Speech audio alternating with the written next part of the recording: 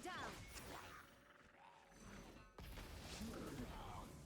Incinerate!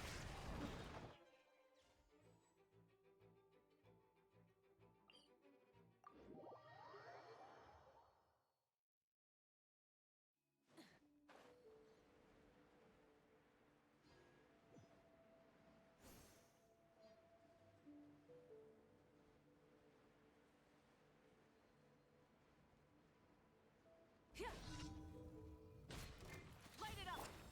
Illusion shattered! The wind knows me.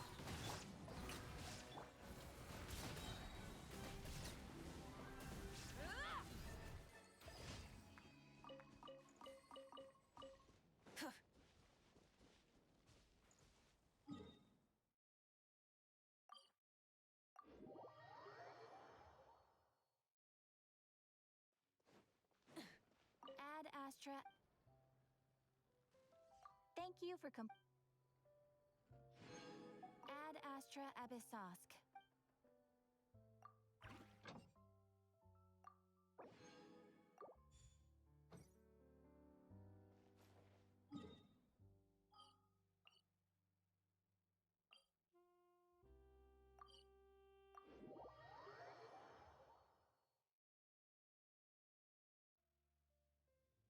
Try and stop me!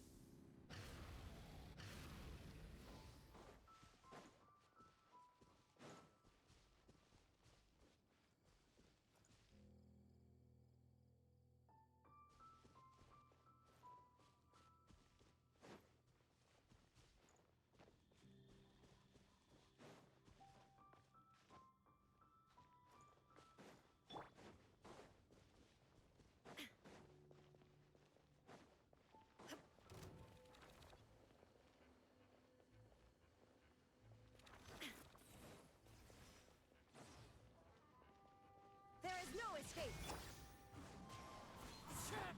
Strike a pose! Rise with the sun!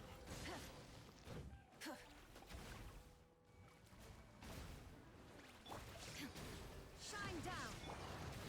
Into the wind.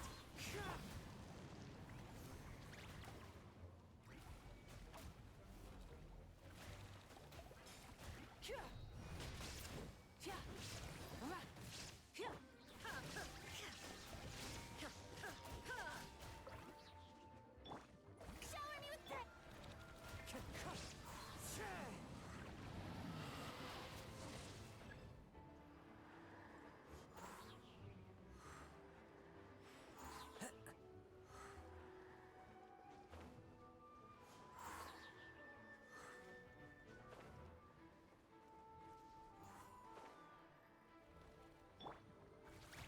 There is no escape! Full throttle! Incinerate!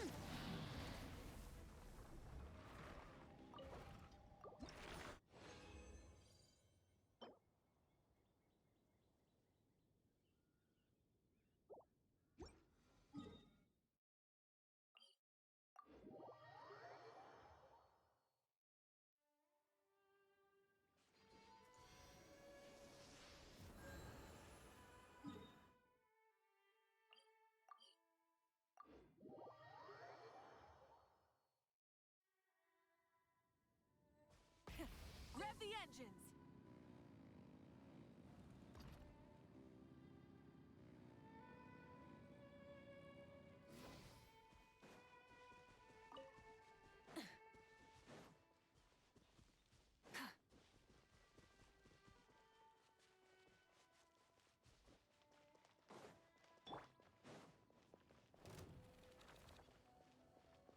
Shine down!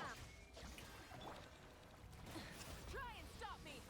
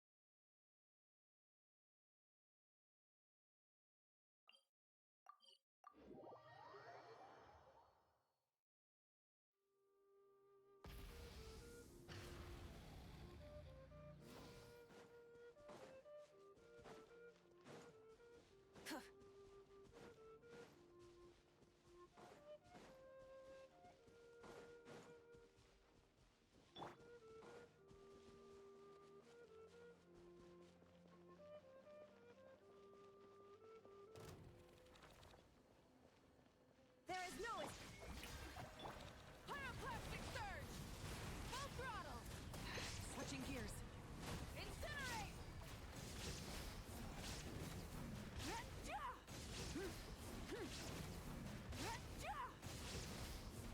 Illusion shattered! Yoo-hoo!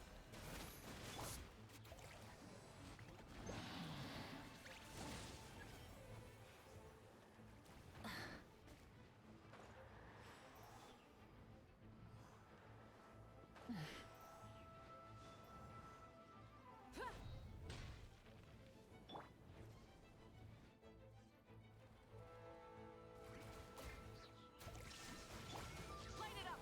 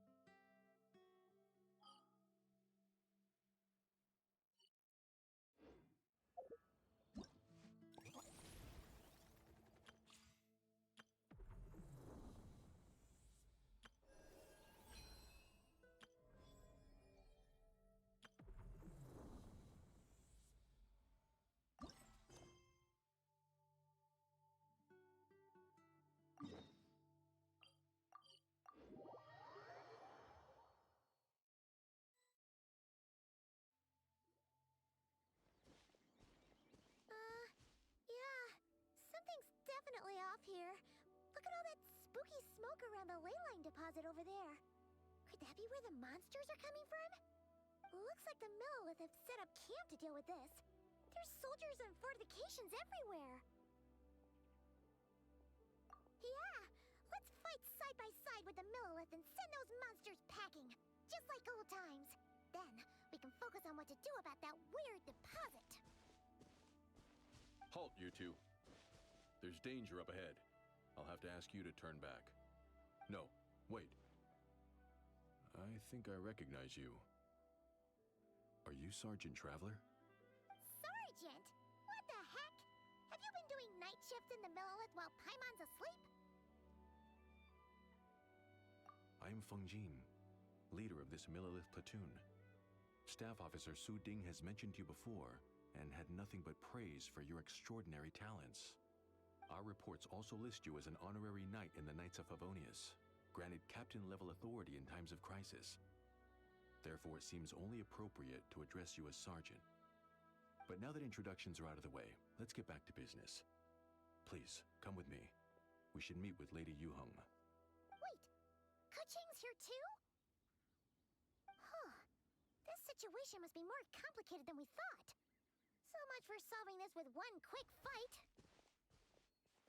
Lady Yuheng, as you predicted, the Traveler and his second-in-command are here to see you. Good work, Fangjin.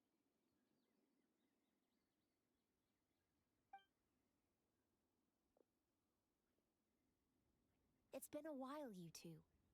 I see you're still chasing danger. The news has barely gone out, and here you are, first at the front line as ever. Let me start by giving you a brief background of the situation. For many years, this ley line deposit has been very stable.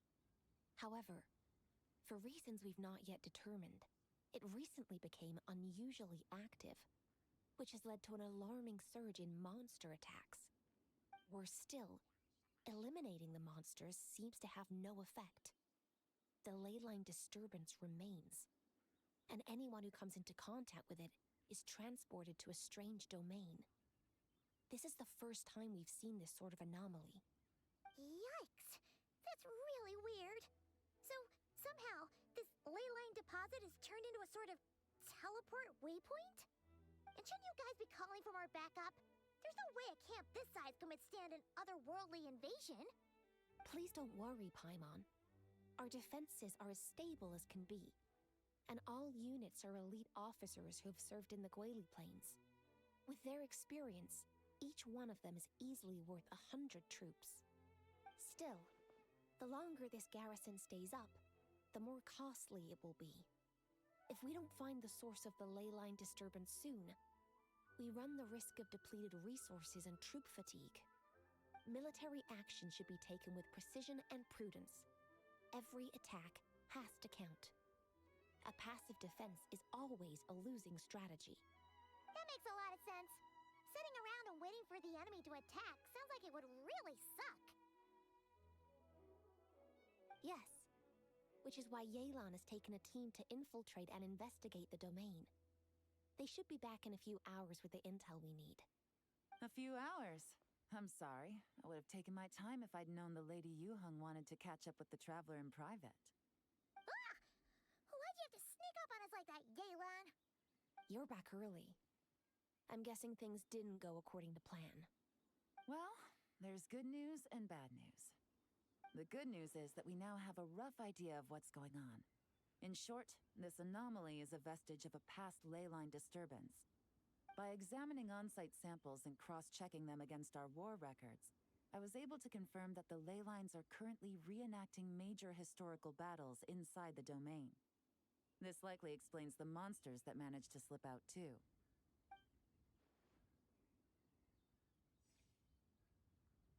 Sound familiar? Thought it might. My sources tell me that Mondstadt has experienced a similar phenomenon in the recent past. Fortunately, the situation never spiraled out of control, thanks to a relentless effort by a certain honorary knight and Dark Knight hero to keep the monsters at bay. This eventually depleted all the information stored in the ley line, after which it returned to normal. Basically, they waged a war of attrition and won. Well, that explains why the leyline deposit is bright red. There was one just like it back then, too. Big and red and plump. Huh, like a juicy apple ripe for the picking. I see what you're doing. Making light of the situation signals to the person trying to hire you that if they want you to take things seriously, they need to make you a serious offer. But don't worry, we won't disappoint you on that front. You're starting to lose Paimon a little. And the bad news, Yelan? Give it to us straight. Sure. As you've already noticed, this leyline disturbance differs from previous cases, in that defeating the monsters here in the outside world will not suffice. So unless we target the deepest recesses of this domain and defeat all the monsters lurking within, this battle could drag on forever. To complicate things further, there seems to be a strange set of rules at play in the domain. While we were inside, my team and I started to notice that something was working against us, forbidding us from reaching the core. Things went smoothly at first. We were collecting and analyzing items without too much trouble. But once we pushed deeper, the team was overcome with a sudden sense of weakness. They could no longer fight at full strength. Meanwhile, the monsters only got stronger. Some of them even showed traits we've never observed before. It got pretty dicey at points. My verdict is, we need to find someone highly resistant to leyline interference who can look into the domain's rules undisturbed. If they let a squad inside, they could figure out how to navigate the environment, then strike at the heart of the domain and quell this leyline disturbance once and for all. So to summarize, we have two options.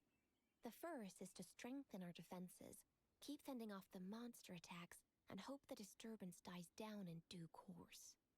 Option 2 is to send the Traveler inside the domain with a team of troops to eliminate the disturbance at the source.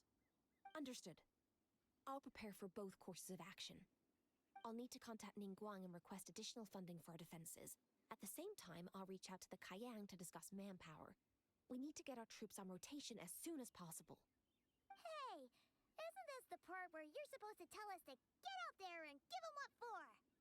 Sorry, but peacekeeping in Liyue is a duty that belongs to the Millelith and the Qixing. It's my role as commander to keep my officers from taking on unnecessary risks. Plus, I don't want you taking this on all by yourself, for reasons both professional and personal. So if you don't want to get involved, I won't force you. I'll simply treat this like a long-term training exercise for the Millelith, with several platoons working in rotation to eliminate each wave of monsters. Meanwhile, I'll have scouts keep up the intelligence-gathering work inside the domain. Once we understand it sufficiently well, we can put a strike team together to head in and neutralize the threat. Of course, if you do wish to participate, you'll have my full support and the entire garrison at your disposal.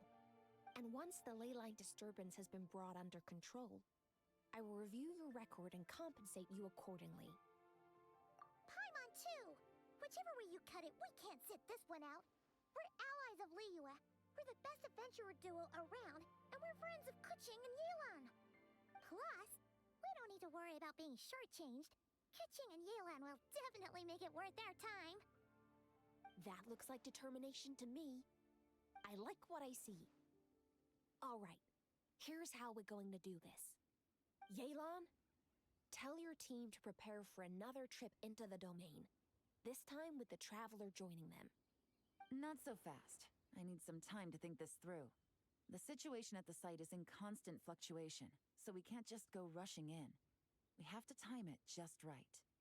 Traveler, take this time to rest up and assemble your A-team. Be ready for anything. This will be a fiercer battle than most.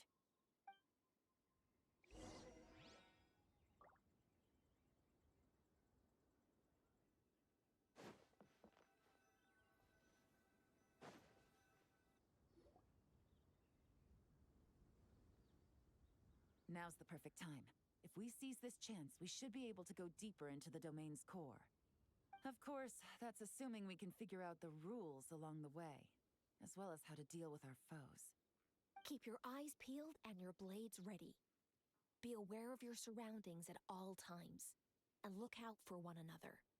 Remember, whenever the situation takes a turn for the worse, it never hurts to retreat and regroup. Don't go pushing yourselves too hard, all right? With that said, I await your triumphant return. Yeah! We'll be back with good news for the both of you!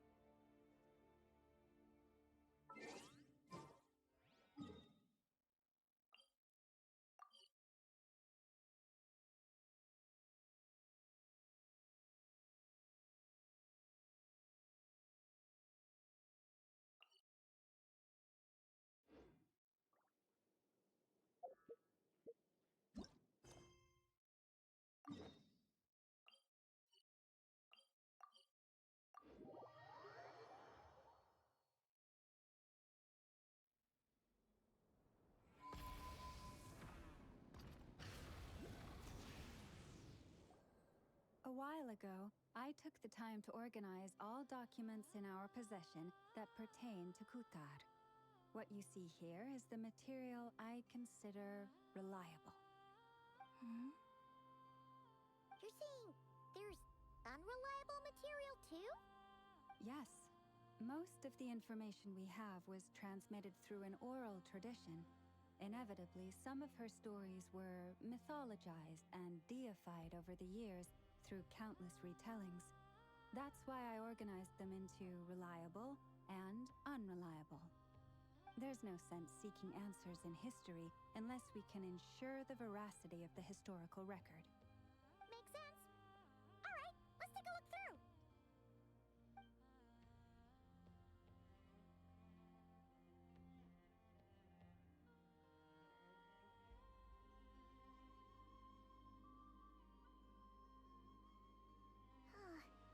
Almost all these records refer to Kutar instead of Columbina. Although neither of those is her real name. Paimon's not sure what point she's trying to make. What we can gather from these records is that the Frostmoon Scions worshipped her as a god, placing impossible expectations upon her. I cannot fault them for their earnest faith, but for all their devotion, worshipping her day in, day out changed nothing. I imagine that none of it resonated with Columbina. It wouldn't surprise me if, even back then, she had already begun to reject the name Kutar and everything it represented. Lama speaks the truth. When I heard them call upon Kutar with hope and expectation in their voices, they may as well have been calling upon somebody else.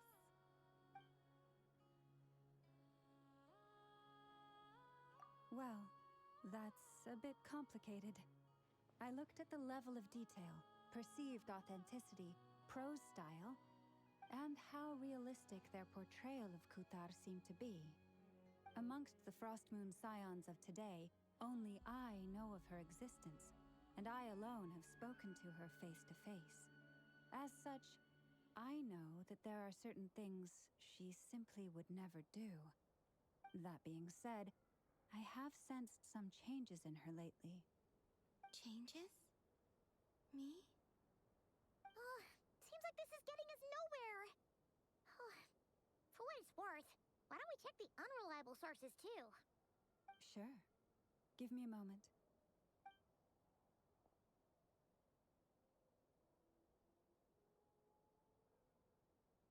Exerting but a fraction of her divine might, Kutar sheared a great mass from the snow-capped mountain and cast it into the sea, upon whose surface shone the mirror image of the moon.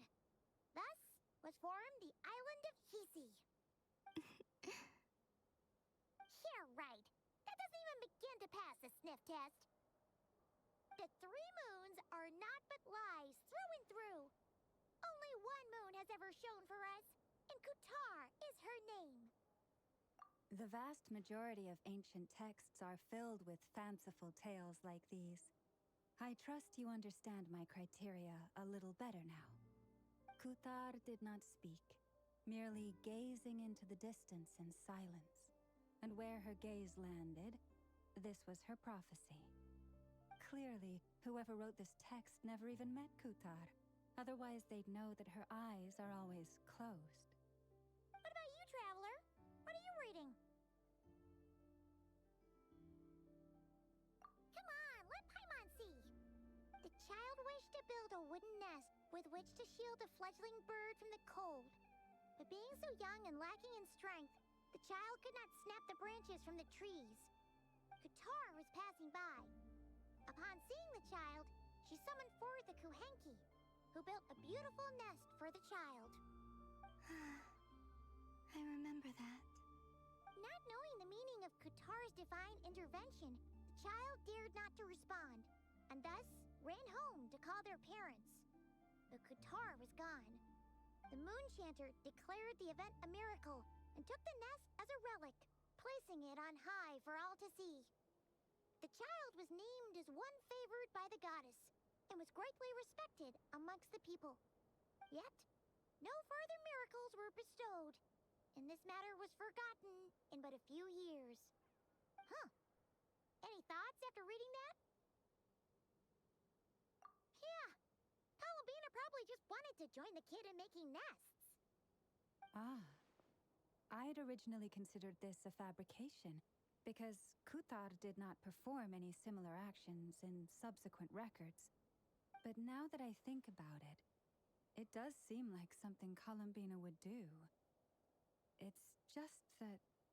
She didn't know how other people would interpret her actions. She was probably worried about making things difficult for people. And so, she gradually stopped joining in. Yes. Oh, that's so sad.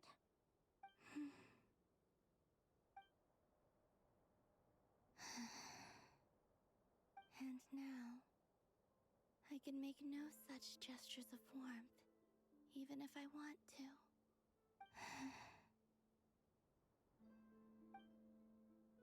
Still no name. That's a bit of a shame.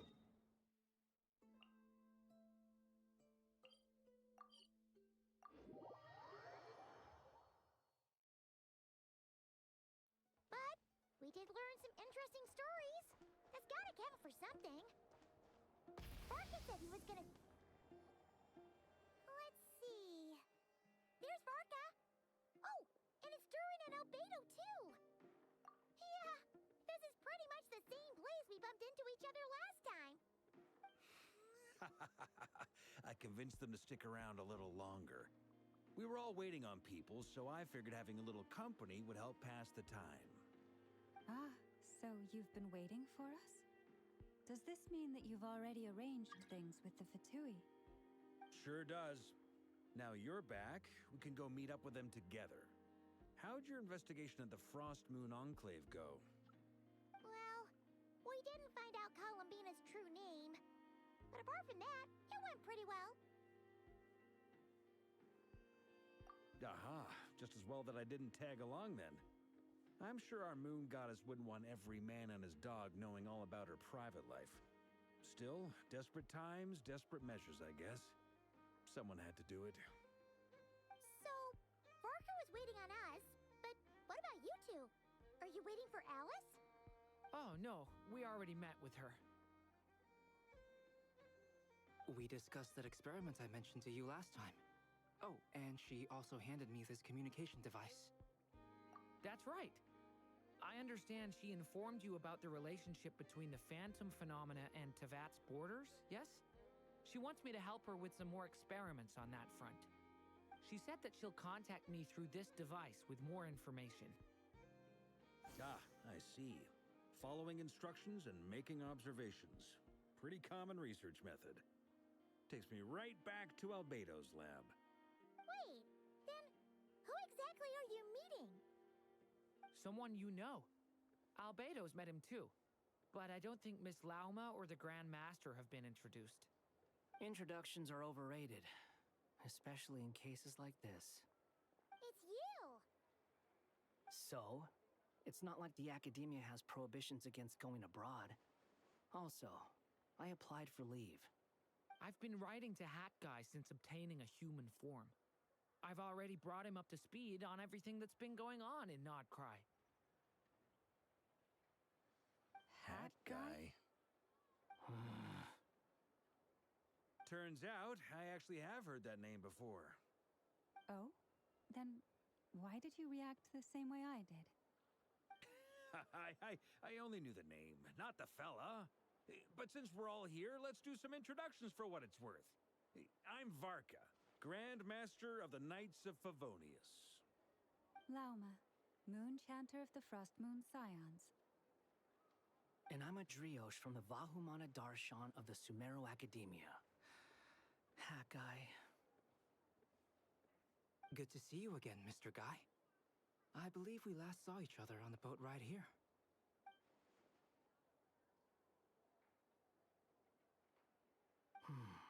Mind you, the only reason I came here is because there's someone I want to look into.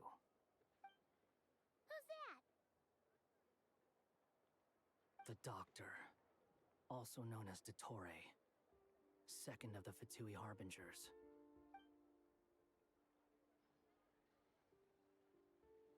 From the tone of your voice, It sounds like there's bad blood between you. I was reviewing our archives and noticed that a lot of information about him was missing. Left a bad taste in my mouth. That's all there is to it. Dottore, or Zondique, as he was then known, once studied at the Academia, but he got kicked out before he could graduate. So the Harbinger's #2 man is a college dropout? How embarrassing for them. Last we heard, he was planning something. We actually heard that a few times before, even coming to Notcry. But we haven't seen a trace of him since we got here. He only appears when something interests him. For all we know, he might have left already. But the fact he did something here at all is worth noting.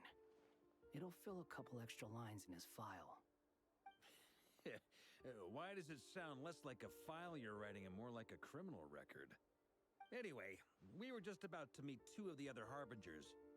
Want to come along? You might learn a thing or two about him there. Sure. Even though they're Harbingers, well, they're old acquaintances of ours, so, you know, when you talk to them, try to be... I got it. The Frostmoon Scion's relations with the Fatui remain tense. Forgive me if I do not attend. In that case, we'll continue assisting Miss Alice with her experiments. Good stuff. Everyone's having a fruitful time. All right, we better get going. I'll lead the way.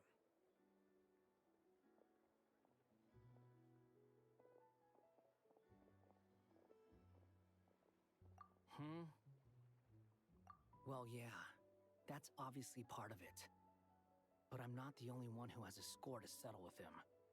Neither you, nor Lesser Lord Kusanali, nor I want to see him meddling with things again. What's the hurry? Don't worry. Pigeons always know which way home is.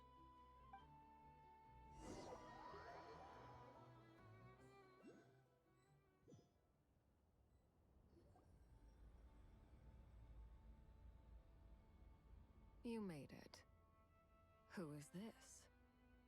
A scholar from Sumeru. They call him Hat Guy. He's an old friend of the Travelers. Wait, this is the Academia representative you wrote about? He doesn't exactly look the part. I believe this will prove my identity. You'll notice it bears the seal of the Sanctuary of Surasthana. Well, what do you know? So it does. All right then. My mistake. It's fine. I expected as much. What? So as I mentioned in my letter, the Academia's got its eyes on Dottore. But this matter remains top secret. Apart from those assisting in the investigation, the fewer people who know, the better. If anyone asks, I'm here in Notcry to pursue my personal academic interests. Gotta say, Varka, you did pretty well to keep all this under wraps for so long. Sounds like you got in touch with the Academia about this way back. You flatter me. Where do I even start? Remember that time we fought Rerir at Star Sand Shoal? He sure let me have it then, didn't he? I'll bet Dottore had that all sketched out, with me as his convenient little pawn. He could not care less about us if he tried, but hey! The feeling's mutual. Does Dottore really strike you as the sort who values his relationships with his colleagues? Fair point. Definitely not. Which is why I always keep my guard up whenever he starts making suspicious moves. To that extent, our motivations align. On top of which, I consider you trustworthy people. Now, back on topic. In the wake of the Reikir of Solnari episode, Sandrone and I grew suspicious about Dottore's complete inaction during the entire affair. So we tried to find out what he'd been up to, but unfortunately to no avail. He never lets anyone in on his plans. The more he cares about something, the more secretive he gets. Indeed. Perhaps he believes that by keeping a low profile, he can avoid trouble. but that trick isn't going to work on his colleagues. Yeah, I mean, he's been researching the ancient moon's remnants, and he's been trying to get his paws on the moon marrows. Only an idiot would believe he doesn't have something more planned. With this in mind, I returned to Snezhnaya and relayed my thoughts to Her Majesty the Tsaritsa, entreating her to have him recalled. That's pretty direct. Did the Tsaritsa agree? Yes. I made it abundantly clear that the Fatui's business in Nodcry is almost concluded, and we do not need 3 harbingers in this territory. Her Majesty concurred. Accordingly, Dottore has returned at her orders. I imagine he is continuing with experiments, which no one besides he would ever have any interest in. Common sense might mean nothing to him, but he's not stupid. He knows that no good can come from opposing the Tsaritsa. Smarts alone won't get him all the way. He needs the Rooster's resources and Regrator's Mora, both of which the Tsaritsa can strip from him by waggling a finger. But doesn't he have a track record of publicly following orders while going against them in private? He probably has it down to a fine art by now. Wouldn't put it past him. We worked together on a research project once. Only briefly, but it was enough to show me that we're fundamentally different people. He has no interest in doing things methodically, stage by stage. His thoughts jump all over the place, and the moment his curiosity is satisfied, or he gets the results he wants, he disappears. The only similarity we share is that, once we set our minds on doing something, we will see it done. Whatever it takes. Well, we definitely saw some of that in your battle with Rerir. You got so competitive. Ugh, do not remind me. Then I believe we all concur. Dottore will not simply give up. Fantastic. Now this is turning into a whole day of unpleasant memories. Ugh. Are you talking about the moon marrow stuff? He also strikes me as the kind of person to disregard experimental regulations, ruin all the equipment, and go way over budget. Then leave the first person he can find to deal with the fallout. Exactly. This one time, he was running some high-temperature experiment and the substance exploded. But does he care? No. He orders his subordinates to open the device so he can observe the results, which causes the gas inside to leak out. That gas was poisonous! If I hadn't been there, who knows how many people might have died? And after all that, he left, while I was still cleaning up after his mess. What a waste of time, he said. Waste of time? The nerve! He wasted my time! You've been bottling that up for a while, huh? Hat guy, I must say, you seem awfully familiar with internal Fatui affairs, especially when it comes to Dottore. Thank you, Lady Harbingers, for providing such valuable information. I have no other questions for now, so I'll be on my way. Wait, what? You're just gonna leave? You're welcome to join if you want. Ugh. Just when Paimon thought he'd finally mellowed out. He makes quite the impression. I'll say. I've met tons of headstrong people, but not many of them would join me in bad-mouthing Dottore. Anyway, back to the main agenda. Barca, you said that Columbina has gone missing? Or rather, disappeared. Yeah. We're working on building a connection between her and this world. The simplest method is to find out her real name. I've actually asked her that question before, but she said she didn't know. Considering our relationship, I doubt she was lying to me. As far as I recall, she was never dispatched by Her Majesty to claim a gnosis or anything like that. The Tsaritsa's plans had long contained a place specifically for her. I always thought that was weird. What could that the rest of us couldn't. Knowing what we do now, it's probably something related to Kavaki, right? More than likely. When she first arrived, Columbina would often go to Her Majesty and ask when she could start the task assigned to her. But Her Majesty always gave the same reply.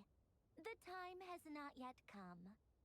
So she spent her days in Snezhnaya doing basically nothing. The Tsaritsa has summoned a beautiful blind maiden to be a harbinger, giving her the third seat by virtue only of her enchanting voice. It was a dumb and stupid rumor, but the reality of the situation made it hard to refute. And what happened after that? I imagine she stopped caring. She no longer seemed to care why she had been recruited, and Her Majesty never gave her any missions, so she just continued to sing in the flower garden. For my part, I was busy. So busy, in fact, that watching someone be that idol had me fuming. But still, I got the sense that she had long been used to a life of other people claiming she was needed when she wasn't. I just felt that having a place to stay would cost me something eventually. And so I waited quietly for the day that I would have to pay the price. And on the other end of that spectrum, you had me.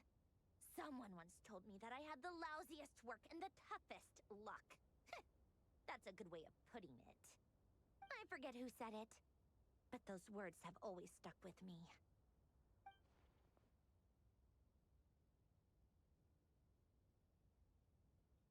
But you've done your job exceptionally well all this time. Because at heart, you are a conscientious person. What is it? Something come to mind? That makes sense.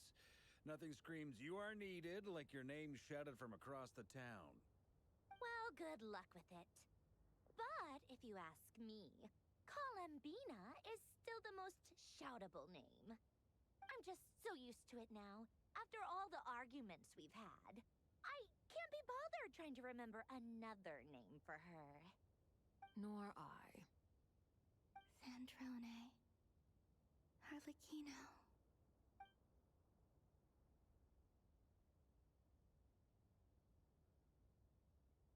Huh! It's a Sealy!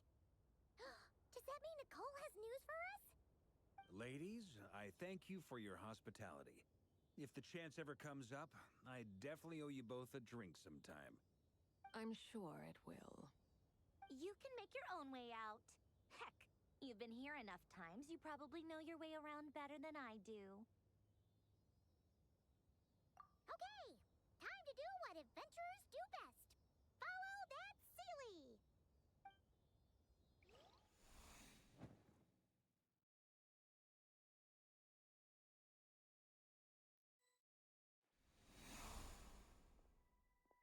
Here you are.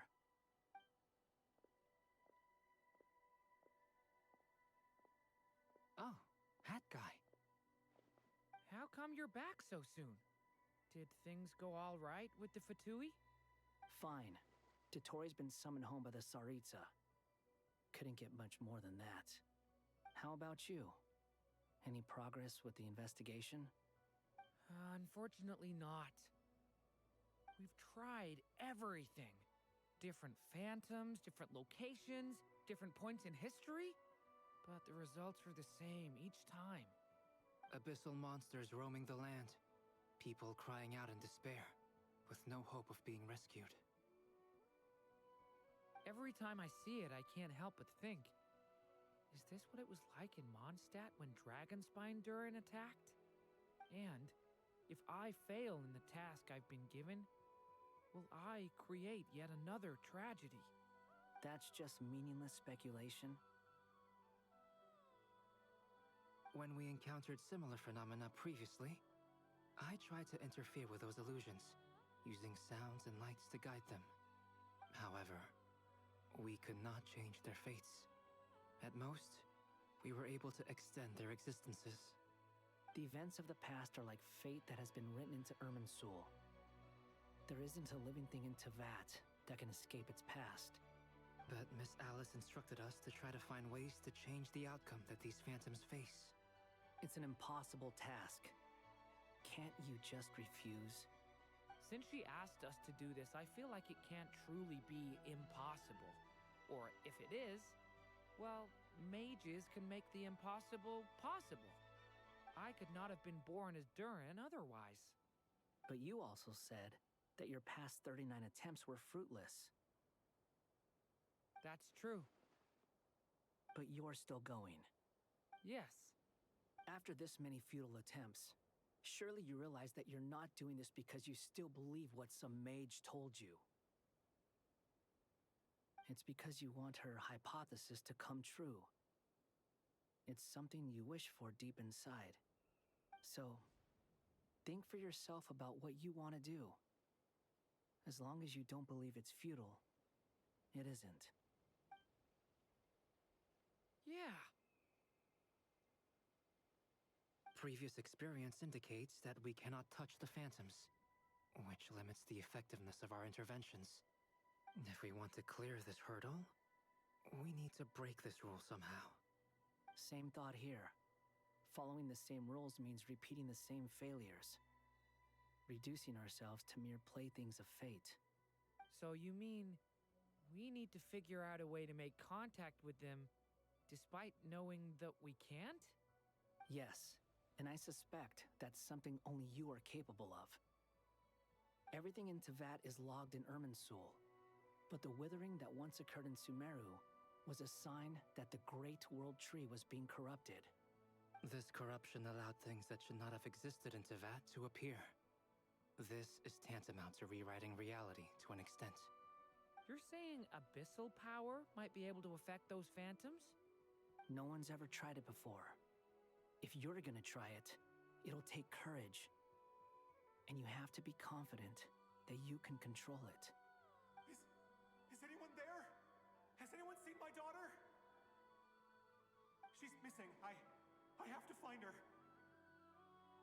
I hear someone inside. Spargana?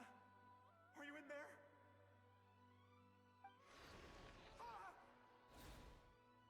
If I can use my abyssal powers to warn him that there is danger here, maybe it'll change his decision. Maybe he'll stay away. Yes. The important thing is not the nature of the power, but rather how you use it. To intimidate and obstruct. Sounds about right for the Abyss. Let me try. I should be able to influence that thing. Have you seen a little girl? What? This isn't the time for that! Just run!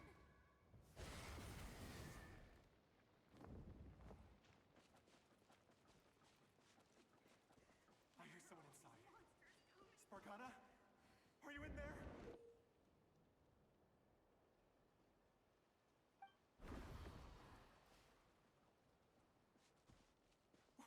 What is this? Looks dangerous. I should get out of here.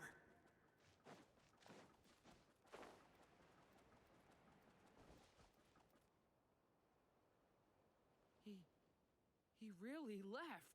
Ha! We did it! Don't celebrate too soon. Follow him. See what he does next.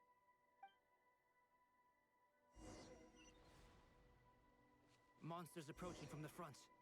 You need to stop them and create an opportunity for him to hide.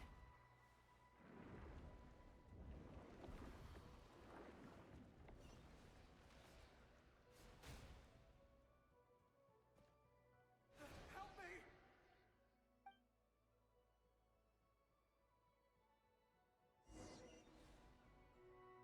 Monsters approaching from the front. You need to stop them and create an opportunity for him to hide.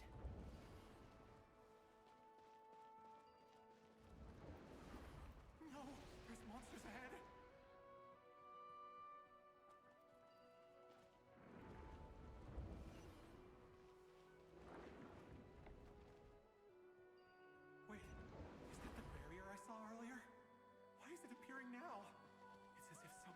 controlling it.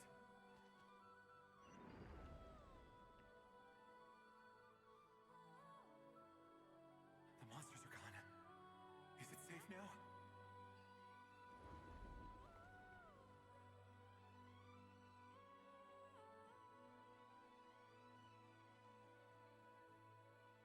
The barrier's gone too. How odd. Anyway, I guess I'll keep going. Quickly, let's keep up.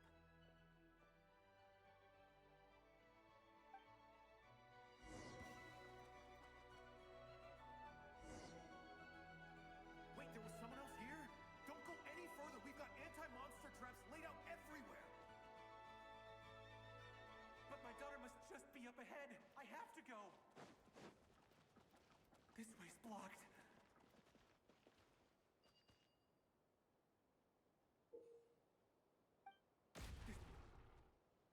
Ah!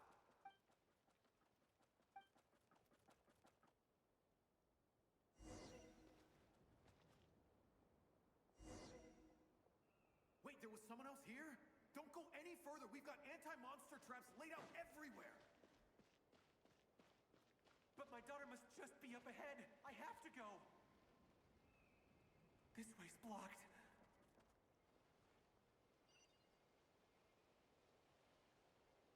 We might be able to use the explosives over there, but we need to take care not to hurt him. I'll use the barrier to keep him at a safe distance. This barrier seems to be helping me somehow.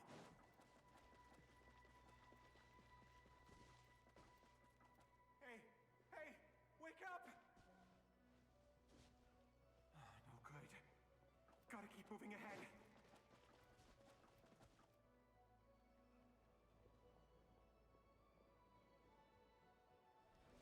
So many monsters! There's still a chance, Durin. Use the traps.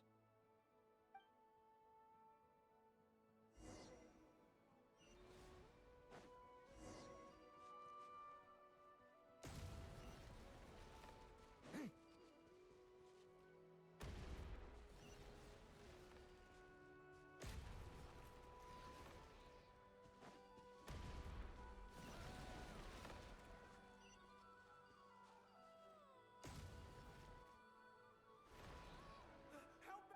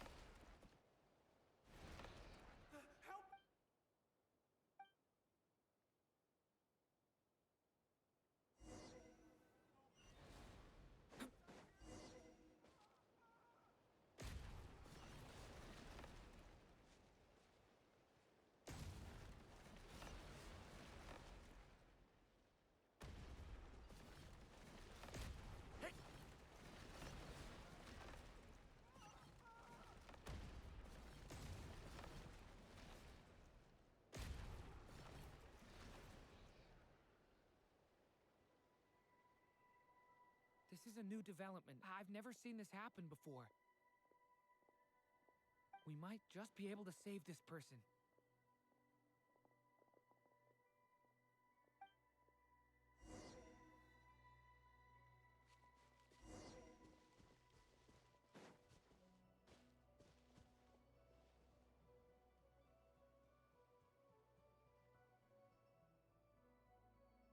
Hello there. Have you seen my daughter? Spargana is her name. She's carrying a large backpack. Get out while you still can, you fool. You won't find any survivors here. But I can't just leave her here. She must be so scared right now. Sorry. Wish I could help, but I haven't seen her. You'll just have to keep looking. Okay, thank you. If I do find her, I'll get her to shelter and come back for you. Don't bother. I've got nowhere left to go.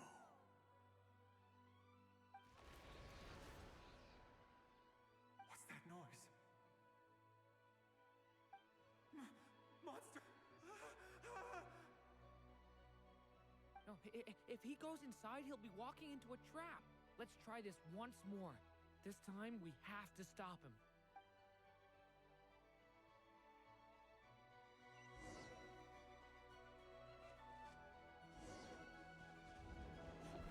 Why? How will I know where Spargana's gone like this?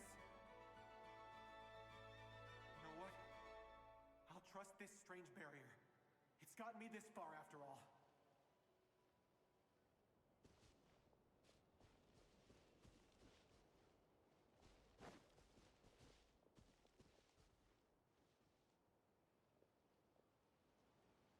Spargana, are you there?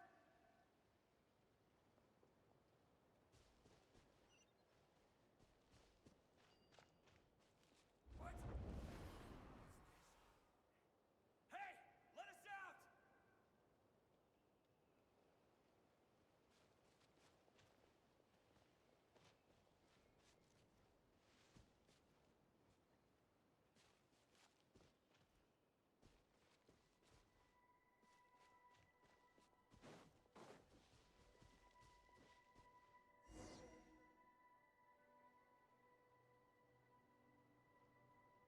Huh? That looks like one of my daughter's books. Thank you. Thank you. Yes, it's one of hers for sure. That's her name on it right there. She left her backpack here.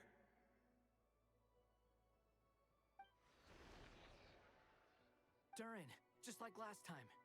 Use the explosives.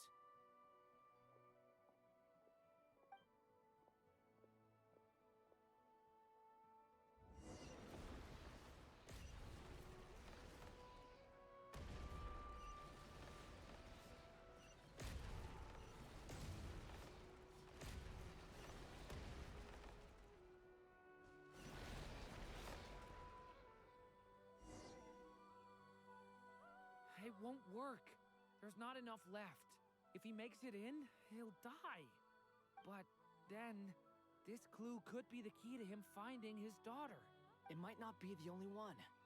Better he misses that clue than loses his life. I guess so.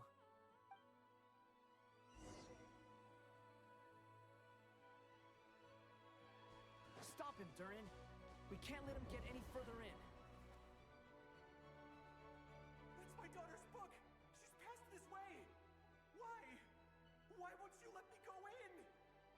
I've searched and searched and searched just for this. But how will I find her without any clues? I no longer have anywhere else to go.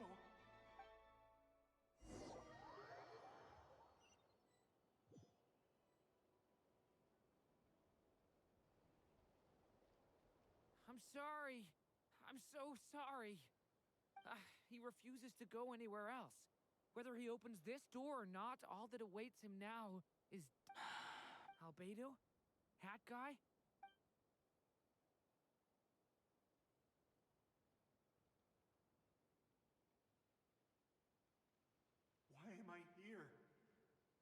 going on? All these scenes running through my head. Where are they from? Huh? What's going on? His reactions have changed. How many times have I... What's happening to me? Huh? Wait. Who are you? You can see us now? I feel like I always could, but that I only just realized you were there. I'm sorry, I don't know how to describe what I'm feeling. But you were the ones guiding me using that marked barrier, right? I haven't done anything yet, but those monsters, those deaths, they feel like memories. Like things I really did experience. I won't find my daughter. In fact, I'll ultimately die trying to find her. Isn't that right? Well, no, it isn't. Yes, it is. Even so, we're trying to find a way out of this. You've not seen my daughter either, have you? It seems she really isn't here.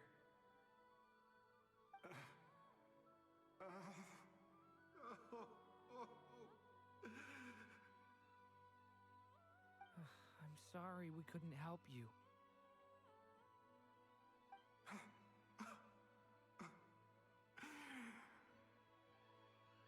I'm just tired.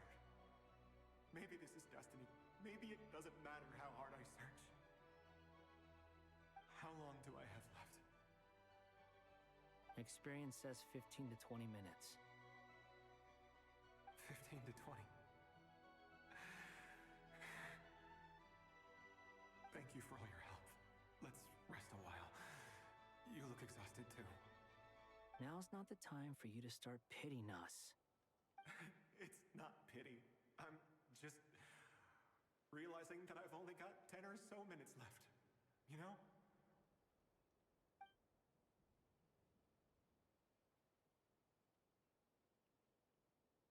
You say you're from Mondstadt, yes? A place with windmills, where people enjoy limitless freedom? And you're from Sumeru, where they've built an academy into a giant tree? Yes. It seems you've never heard of either place. Those names are unknown to me, I'm afraid, yes. Have you heard of Hyperborea? I have, but I heard that it was destroyed in the distant past. I see. That was where my ancestors once lived. What about Delphi Pytho? Was it later rebuilt? I've never heard that name. Then what about Salvindaknir? I have seen that name on stone tablets on Dragonspine. But I'm afraid the only things left of that place are its ruins. I see. Sure enough, there was no way to turn this around, huh? I'm sorry. I was the one who asked to chat, but it seems like we're too many ages apart. There's barely any common ground to start from. It's all right. We did hear something new, at least. From how you speak of your lives, things must be going all right for you, I guess. They are. Mondstadt is a place of freedom and happiness. There's a lot of good people in the church and the Knights of Favonius, and even outsiders find that it's an easy place to feel at home. We have festivals a few times a year. Everyone gets together to drink, sing, and be merry. Sumeru is a lot more uptight. Not really the kind of place where you can relax. It's a nation fraught with problems wherever you look. But if all you want in life is to seek knowledge, I guess it's pretty much paradise. That's wonderful.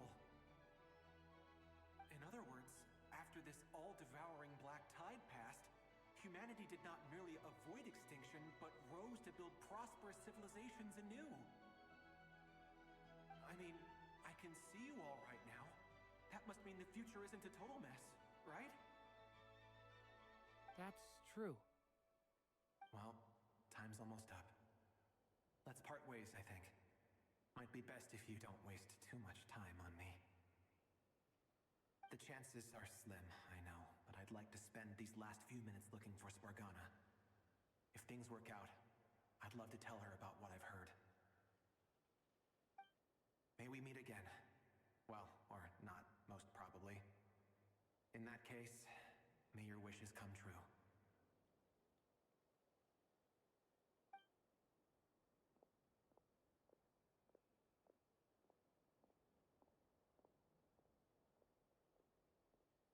He's gone. In a few minutes, he will meet the end that was his to begin with. The ending of this tale did not change, but I believe that we've just made the most progress we have yet. May your wishes come true. If only it were so simple. Hat guy, could I ask you a question? You've never talked about your past. It seems complicated, and it weighs heavily on you, too. Would you be willing to tell me about it? I mean, sometimes it's better to get things out in the open. Take that guy we try to help, for instance. At least he said goodbye with a smile, right? I know about Albedo's past.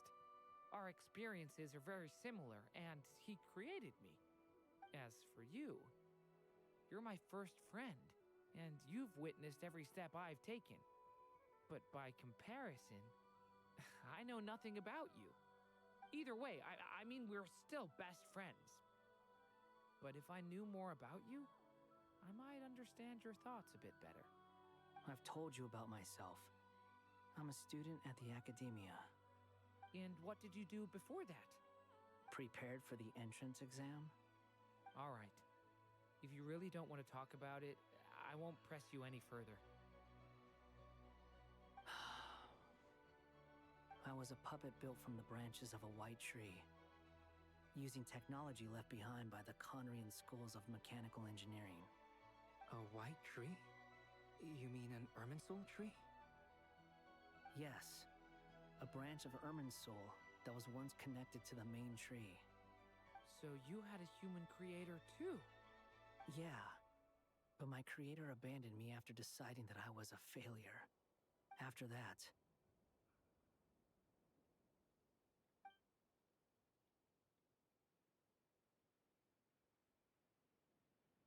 Durin.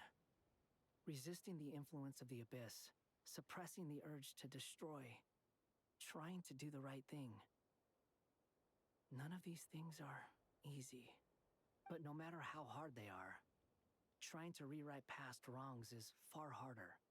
You asked me if you would create a new tragedy if you failed. I told you there was no point speculating about that. But the real answer is, yes. You absolutely will. That guy. But at least you've got people here to help steer you away from the wrong path. So, just keep aiming towards the light. I will. I promise. All right, break time's over. Hello? Durin speaking. It's me! What have you been up to, I'm detecting some unmistakable fluctuations here at the border. The amplitude isn't particularly high, but they're completely different signals from the ones before, and the scale is comparable to those I've detected previously. Alice, we were unable to save that person. However, he appears to have retained a portion of the memories gained through that cycle, and was able to hold a conversation with us. I see. Well, that is rather odd indeed. It definitely merits further attention.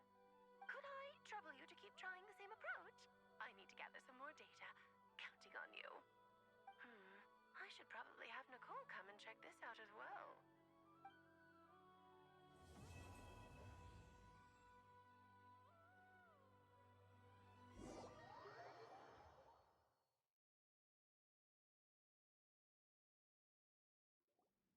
There you are.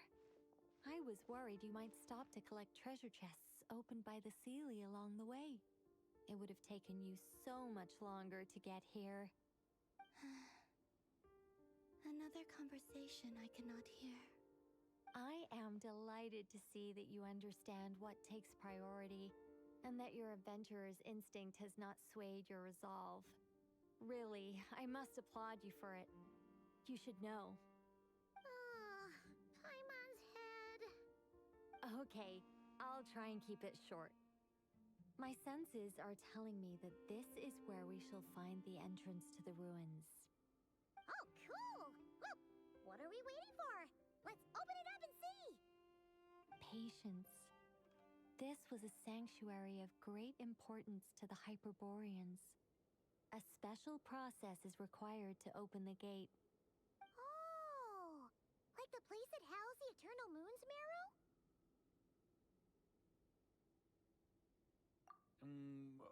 Okay, so what's the plan? Need us to do anything? And just the short version, if you can. All right then. I was planning to start with some background on the invention of these techniques. Are you sure you don't want to hear it? It's quite informative. Remember what you were saying about priorities? Fine. Simply put, we need 3 human representatives to successfully undergo a process of Kuvaki resonance. Think of it as a test from the 3 moon goddesses to see if the entrants are qualified, with the most recognizable qualification being Kuvaki. Pretty sure Lauma would ace that test. Oh, wait. But we need 3 people. I also have no doubt that the moon chanter would be qualified. But we would need 2 other people with the same constitution. Therefore, the most feasible method is not so much to follow the rules, but to figure out how the test functions and find a workaround. I've done some research, and it turns out the mechanism is rather crude. We'll simply need humans to stand before it who have sufficient Kuvaki energy within them. I'm with you so far. How do we get the Kuvaki in them? The easiest way would be transfusion. Take some Kuvaki from Nodkrai's soil, put it into the bloodstream, and get it circulating in the body. So we're going to cheat on the test? Precisely. There are other methods, but this is the simplest one. Cheating the system is much easier than trying to hide from it. Huh? Sorry? Does the idea of cheating upset you, Miss Lauma? No, that's not it. I suddenly had an idea.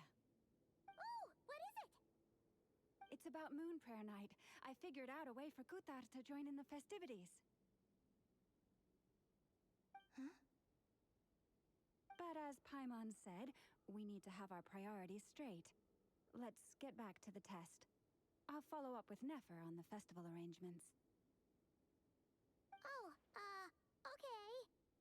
Anyway, is this really the best method we have? A Kuvaki transfusion sounds dangerous, no matter how you slice it. If you think that's dangerous, wait till you hear the other methods. I'd be more than happy to go through them if you'd like. There are several. No need, we're good. Let's go with this one. Very well. Kuvaki transfusion it is. Now, I should mention that the risks can be greater or lower depending on individual compatibility. It would be rash to simply infuse the Kuvaki and hope for the best.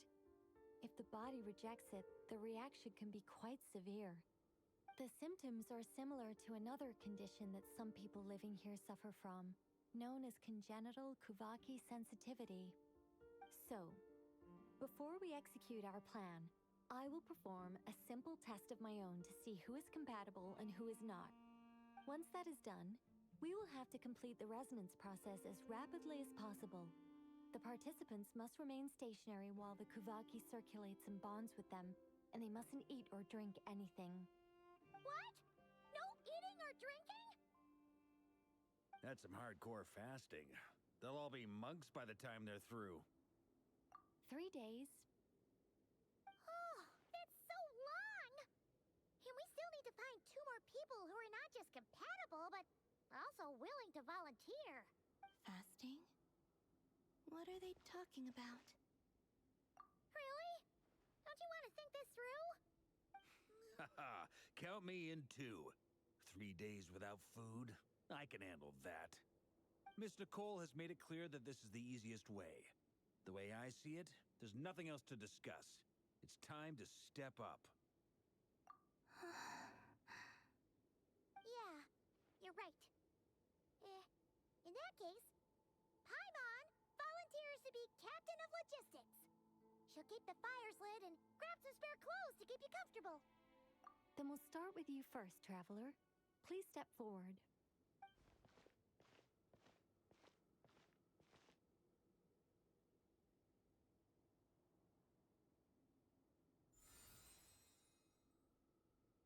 How's it going? Do you feel anything? How about now?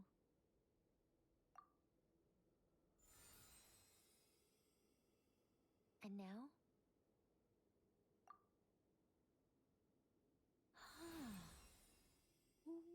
What about now? You guys, it's not a competition, you know. All right, I'm officially impressed. Even as a descender, you can withstand far more than I imagined. It's like I summoned a giant stone titan to arm wrestle you, and your arm hasn't even moved an inch. In my last attempt, I infused 5 times the amount of Kuvaki required.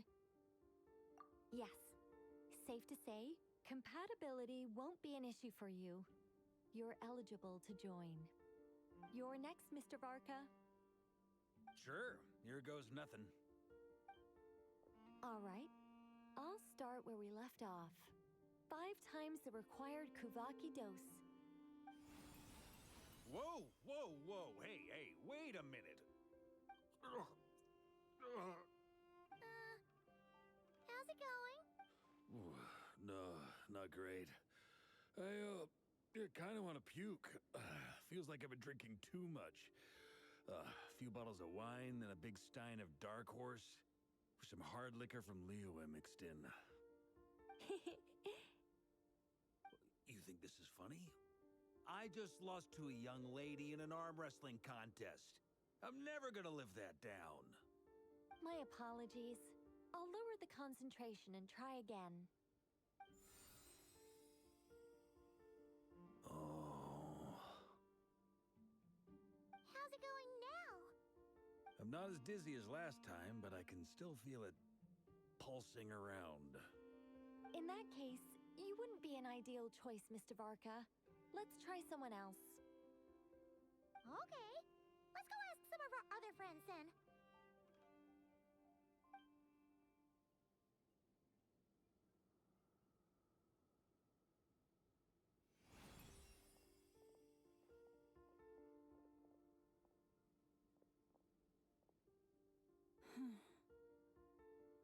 No surprises here, Miss Smoonchanter.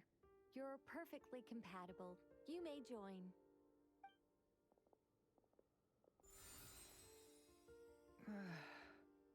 I'm getting a slight headache. Shame. You were so close. Whoa! Time itching all over! Allergic reaction. We can't have that. Huh? Well, are you gonna start a what? The Hexenzirkel is an organization that cares for and protects children. We will not have them do dangerous things. Not even tests.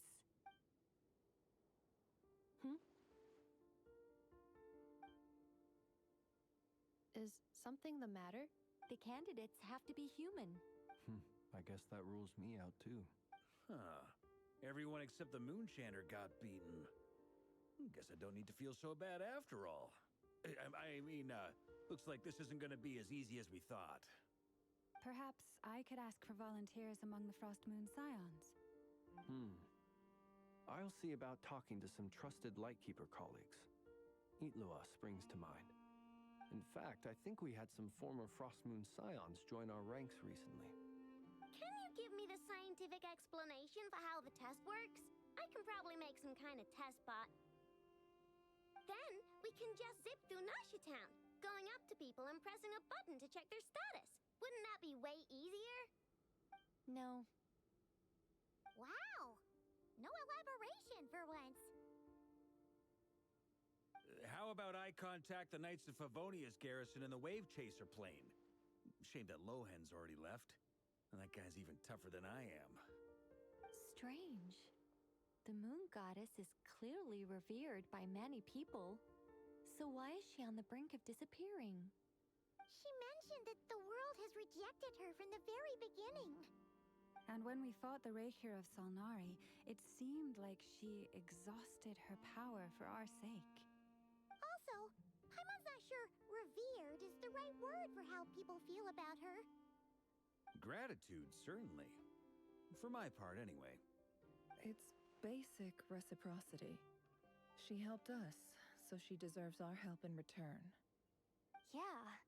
Even though she looked like she didn't care, she still saved a ton of people, including me. A review of the relevant data leads me to conclude that Miss Columbina is a good person. Yep, you bet! They really think so? I'm super surprised that Columbina isn't her actual name, though. I think it really suits her. It's light and graceful and... yeah, just a really pretty name. I know, right? Unfortunately, that's not our decision to make. Columbina. That was the code name the Fatui gave me. But it also came up in the song I heard when I was born. But... is that really all there is to it? What do I truly think of my own name? Is there anyone left who will still call me by that name?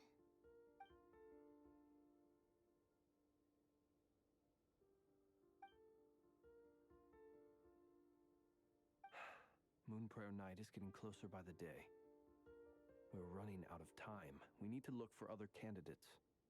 Then allow me to try. Huh? What are you doing here?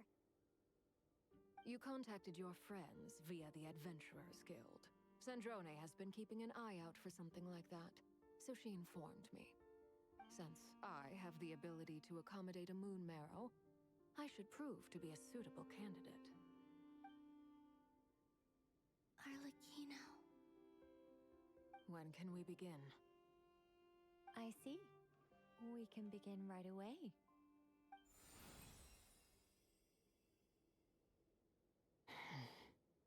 How was it? Did you feel any discomfort? Not at all. Then it seems we shan't need to look for additional candidates after all. Great! Cool. All right, like Paimon said, the rest of us can take turns making sure the three of them stay warm and comfy. Then, my job is to take care of the caretakers. I will ensure everyone receives food and accommodation. I'm ready as well.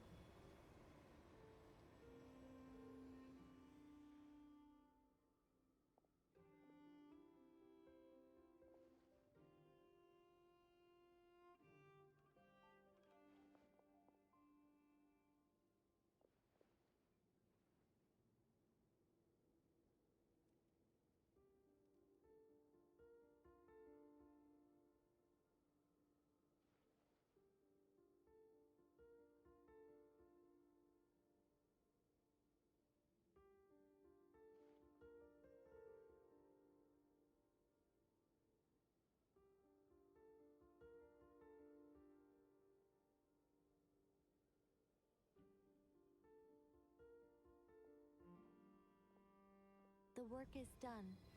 The sacred scroll shut. The stars grow dim, the people silent.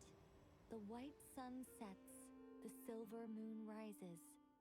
O path to the temple, appear now before us.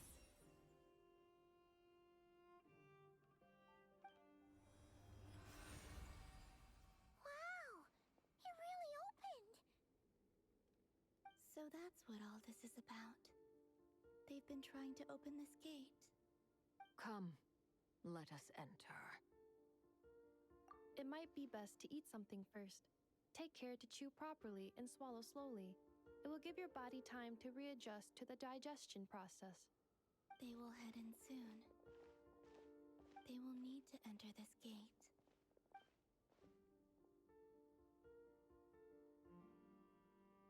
Huh? I cannot pass through. Is it because I have no physical body? It has been 3 days. My strength has all but completely faded. Can I really hold on until Moon Prayer Night?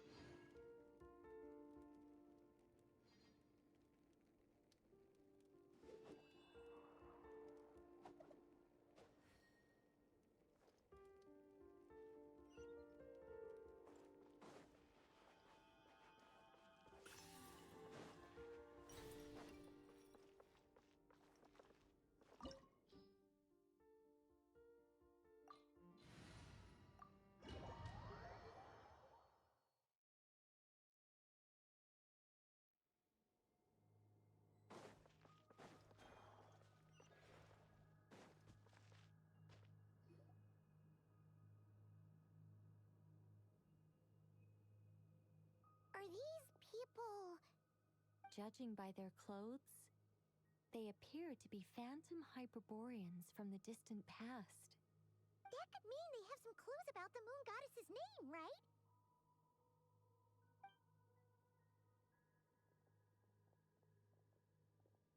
Hey there! Could you tell us what the moon goddess's name is?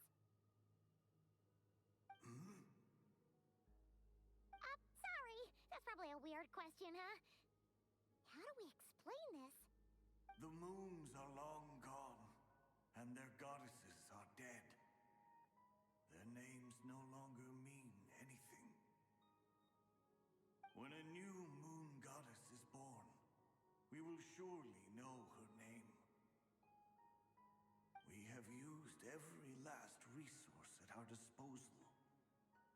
All that remains is to wait, patiently and quietly.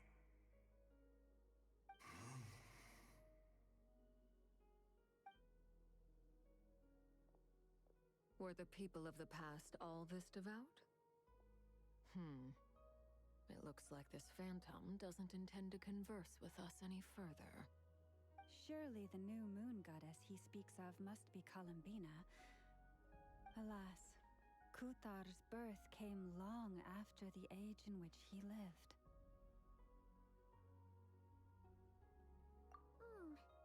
But, maybe if we find a phantom from a more recent age, they might know Columbina's real name. True. Keep an eye out. We should be able to tell which era they're from by the clothes they wear. Yeah, you've been pretty talkative this whole time. What changed? Oh, nothing. I'm fine. You all make good points. When the Hyperboreans speak of moon goddesses, they mean the 3 from truly ancient times. I can't imagine they would know anything about our current moon goddess. There once was a time when the moon goddesses blessed them greatly and protected them from harm. So, when the war between the gods and dragons plunged the world into chaos, it seems they looked once more to the moons for help, praying for a new goddess to be born. Yeah, that checks out. Let's continue on. Who knows what else we may discover?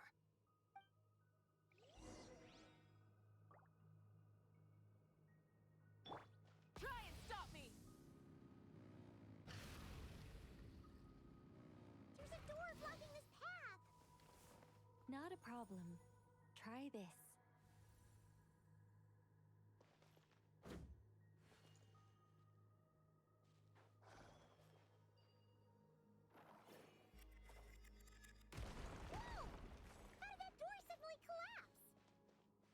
device was maintaining the door's integrity.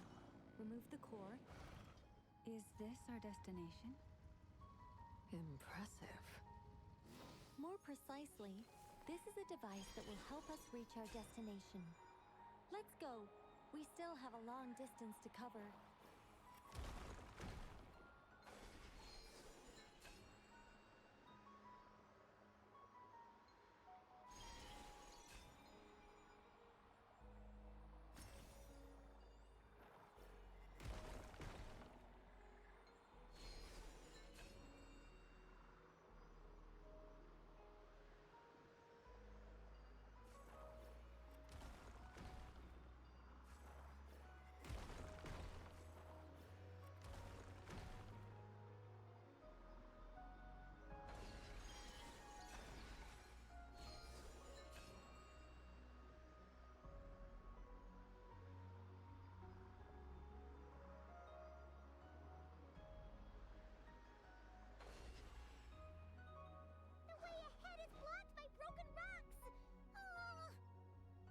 Let's try that device again. Remember the door from earlier?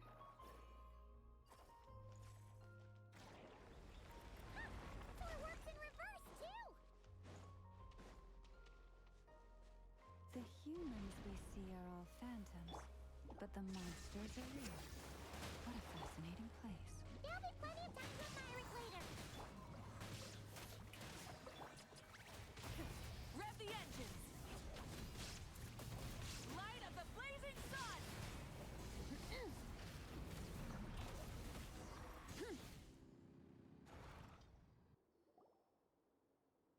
Ooh, there's a whole bunch of artwork in here. Seems pretty old. Nicole, this is probably your area of expertise. What do all these paintings mean? Let me see. To understand these murals requires some knowledge of the history surrounding the War of Funerary Flame. I shared a little of this with Lauma before. Yes, I think I follow. The dispute between the Moon Sisters, the transformation by Nibelung. Oh no, it's no trouble. I'd be delighted to share the tale again. Alright then. Tevat's 3 moons and their goddesses were brought into being by the will of Nibelung, the then ruler of Tevat. But when the heavenly principles came, they changed the world completely, down to its very foundations. The moon goddesses were nowhere near strong enough to challenge this entity. But the heavenly principles did not view them as heretical entities that had to be removed. Essentially, the 3 moons existed to keep this planet alive and operational, which did not directly conflict with the heavenly principles' aims. Nevertheless, the inherent precariousness of this arrangement would soon be revealed. Nibelung returned. Yes. He did, and thus began the War of Funerary Flame, a battle for dominance between Nibelung and the heavenly principles. Discord would soon emerge between the 3 Moon Sisters. One would voice the opinion that they should follow Nibelung, for it was he who first hung the moons in the sky. Another would argue that taking sides in the conflict would only bring the world closer to ruin. There was no telling where it would lead, especially since their creator had returned, bearing the perilous power of the abyss. Nibelung would eventually discover their disloyalty. He had all 3 imprisoned before transforming the moons into weapons with which to fight against the heavenly principles. What? Weapons? Yes. The very moons that had once defended the planet became instruments of death and destruction, striking terror into the hearts of all living things.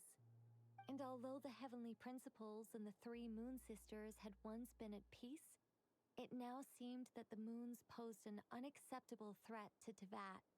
It is possible that the heavenly principles did not know of the goddess's imprisonment.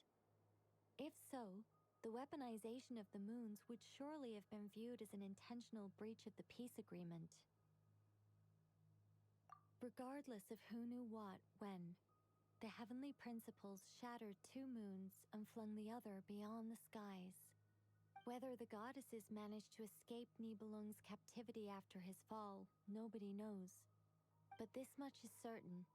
From that day on, the moons no longer belonged to Tevat. The rejections slowly drained their power until eventually they passed away. So that's the full story. You say the moon ceased belonging to Tevat from then on. Why then would Columbina be born here? That is perhaps due to the lingering connection between the Frost Moon, which was not shattered, and this world. You could see it as the 3 sisters' dying wish. They never desired war. All they ever wished for was to protect this land. I see. If the final fate of the 3 goddesses is as you say, then Columbina faces the same grave danger. Our investigation has yet to bear fruit. We must hurry. Yeah, you're right. Let's keep going.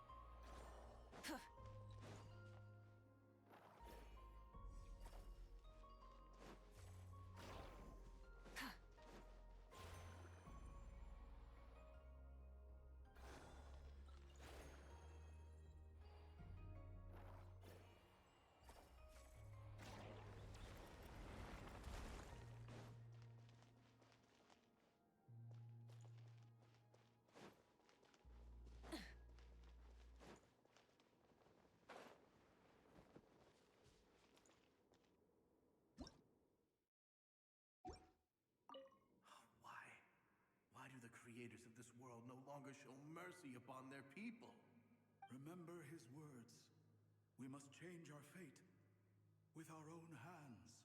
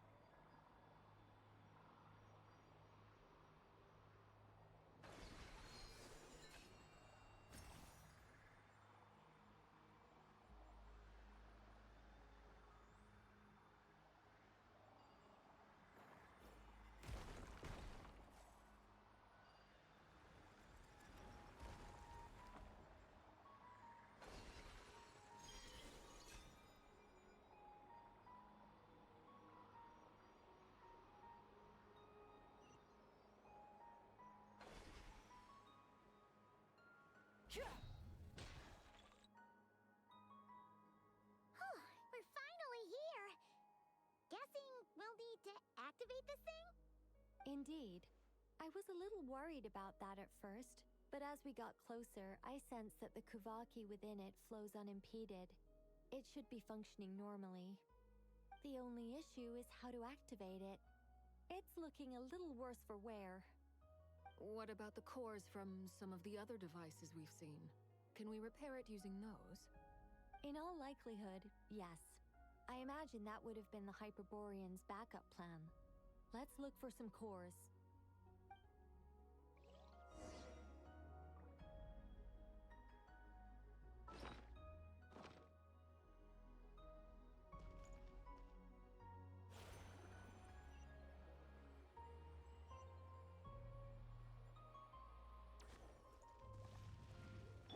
There is no escape.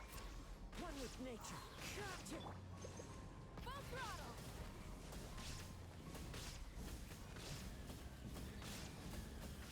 Incinerate! Yep.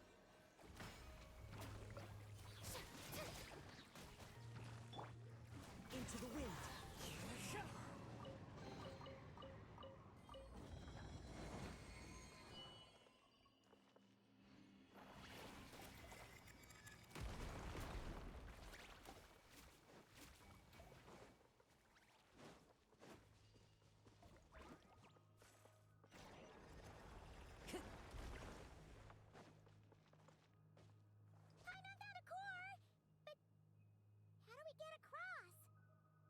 Walk up, then jump down.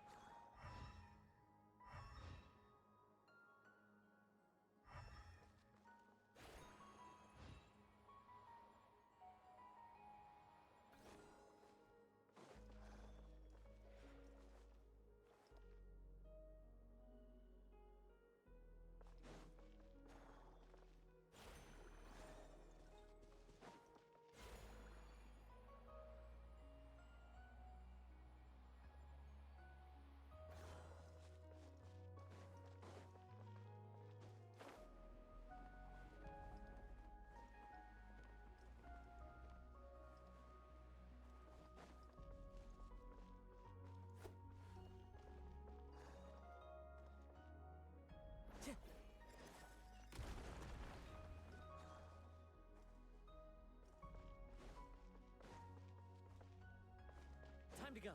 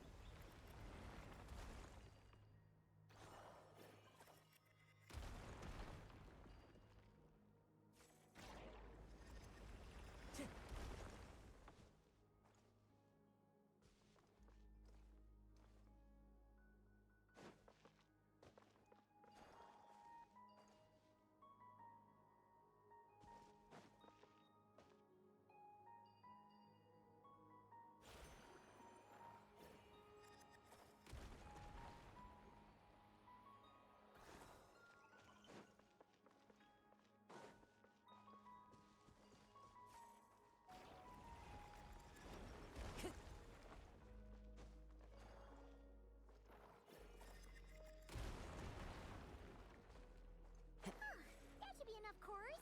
Let's head back.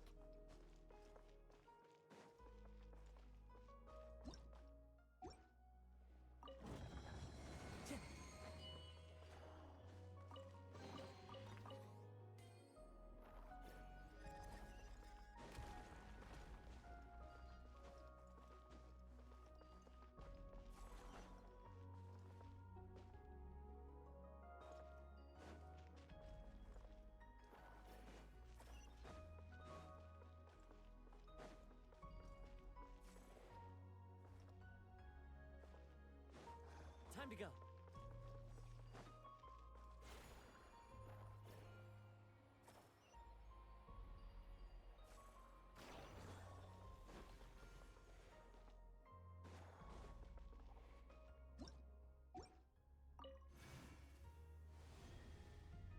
The device is up and running.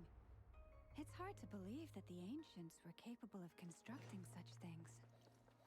Paimon sees our destination! Let's go.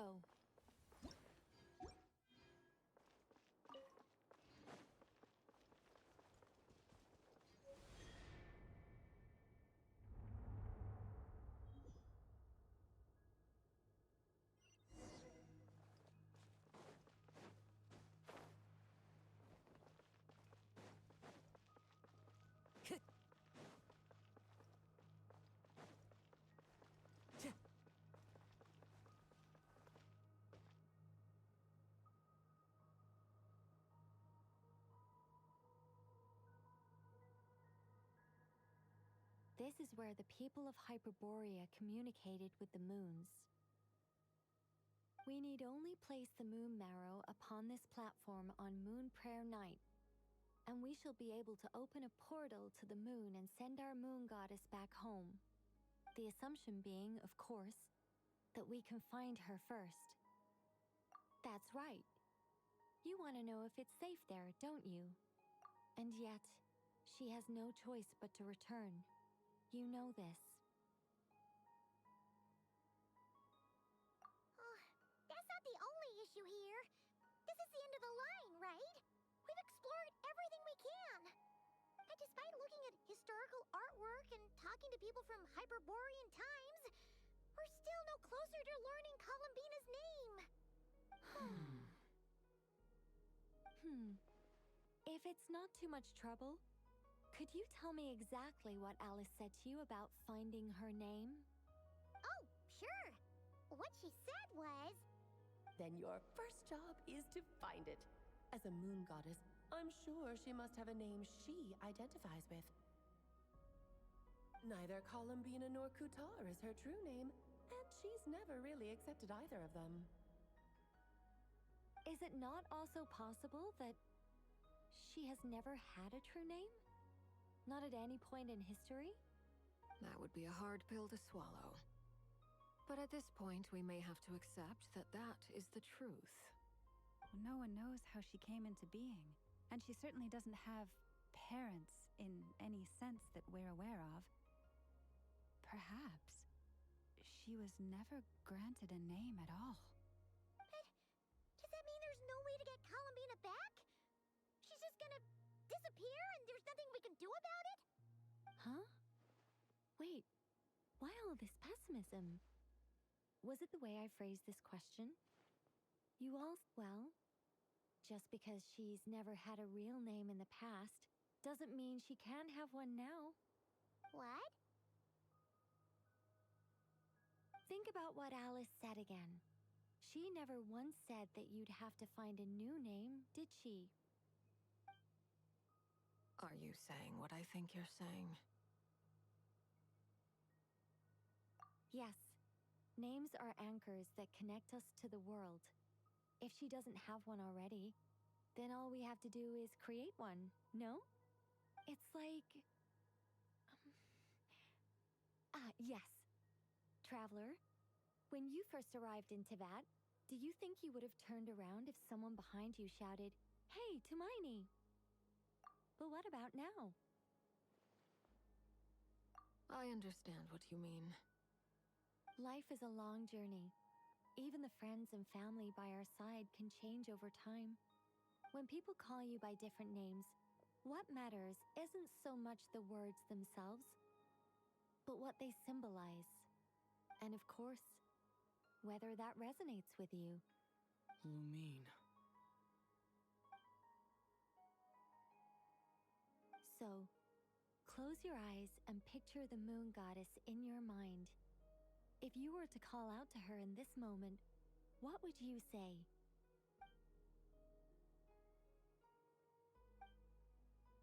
Columbina. Columbina. Paimon would call her Columbina too.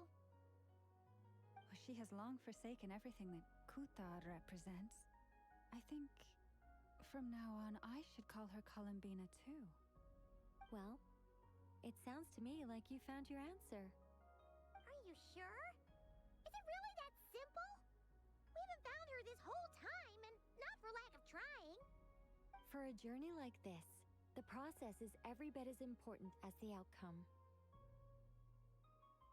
Had you not searched far and wide, rejecting every other answer you were offered? How could you have come to an answer you felt was finally correct? Oh, it all makes sense now. This has Alice's fingerprints all over it. Are you suggesting that Mage knew from the start that Columbina never had a real name to begin with? I can't say for sure, but I can definitely imagine her chuckling in satisfaction somewhere right now, saying, "Ah, what fun." Llama! Your antlers! You should hurry. The festive moon has begun to rise.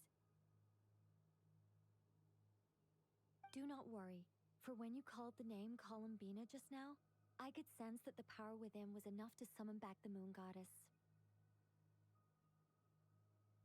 The power within what? The name? Yes. So, the thing is...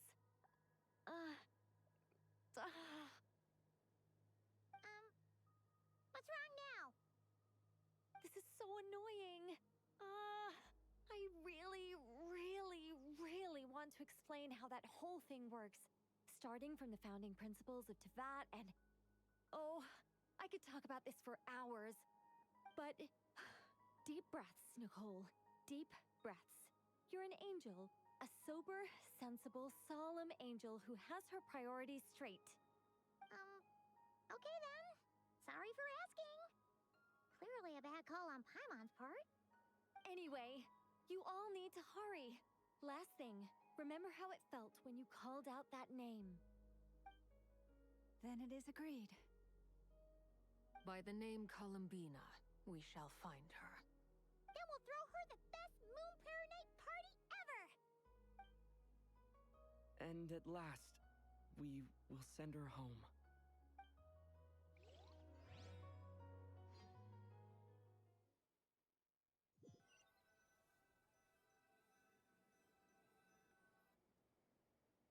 I can barely move anymore. My consciousness is fading away. Have they come back out? I'd love to see them one more time.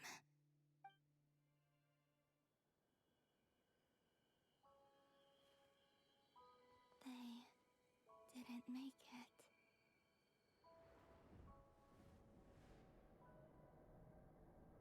Could you tell me your name? My name is... Columbina!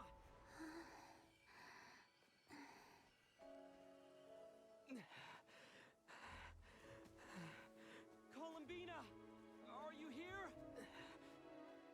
Columbina! That's the name you gave when we first met. And it's what I've called you ever since. Columbina. It's a fine name. I have many fond memories of Columbina, and so do all of your friends.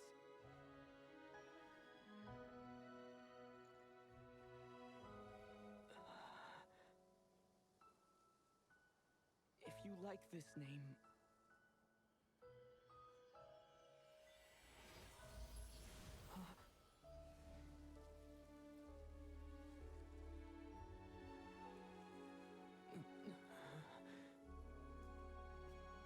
Looking for me? I like it.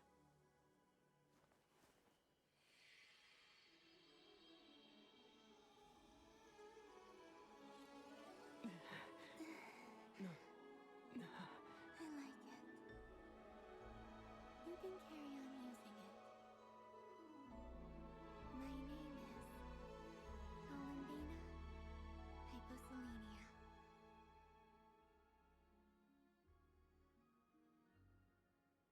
Columbina Hyposelenia. Columbina Hyposelenia.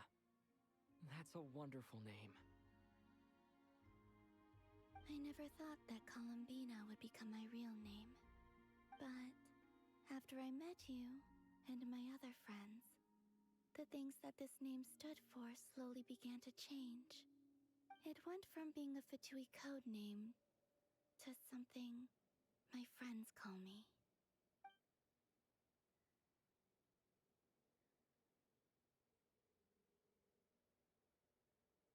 Hmm? What is it? Why aren't you saying anything? I'm just so happy for you. Thank you. So, where's everyone else? We can go and meet them very soon. Everyone went to different places to try calling your name. Great. I'd like to thank them as well. Everyone's done so much for me. Searching for my name, entering those ancient ruins. Huh? Wait, so you were... Yes, I was there. Not physically, but my consciousness was still holding on. I followed you the whole way. Starting from when? You turned around and called out my name while you were in Nasha Town. Do you remember?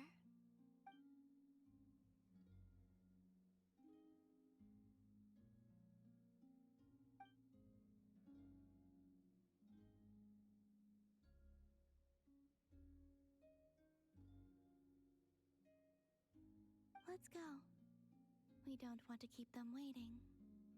Sure. In that case, come with me. But... Hmm? Before that, could you call my name one more time? Sure.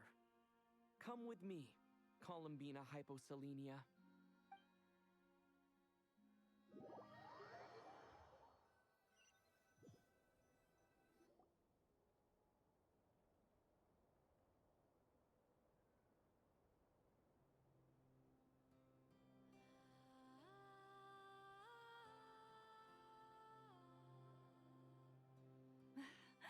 Columbina! Oh, this truly is wonderful. Llama, I can't breathe. Ha-ha!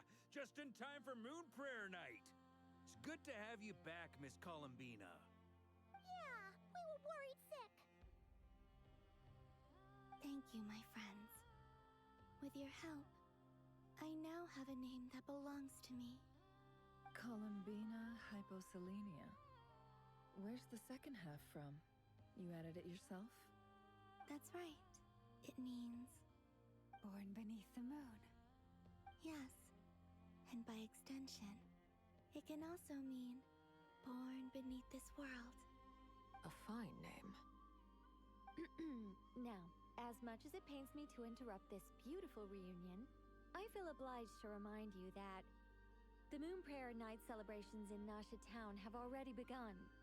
Don't you want to enjoy the festivities? There's so much to see and do. And some of the ambient lighting and entertainments were sponsored by the kind souls in the Hexen Circle. Nicole? Why have you turned into Dodoko? So you're Miss Nicole. Thank you for helping us, and for helping me find my name. It's nice to finally hear your voice. You're quite welcome. Guiding lost people to hidden treasure is what we Seelie do. And if you ask me, spiritual treasures are far more precious than material ones. Chests are all well and good, but this was what it's all about. Ah, so satisfying. Anyway, I had to go help Alice. It seems like she ran into some trouble. That's why I couldn't be here in person. But don't worry, we're with you in spirit. We'll be celebrating right along with you. Keep an eye out for the Hexen Circle's festive stalls in Nasha Town. I think you'll like what we came up with. Alice said she even managed to rope B in this time. The Frost Moon Scions have also prepared various attractions. I believe Aino, Ineffa, and their crew are setting things up as we speak. On that note, Nefer, about that request I made. It's all in hand. Yehoda is on site to ensure that everything goes off without a hitch. Wonderful. In that case, Traveler? Huh? Come on, Columbina. It's time to celebrate the best Moon Prayer Night ever.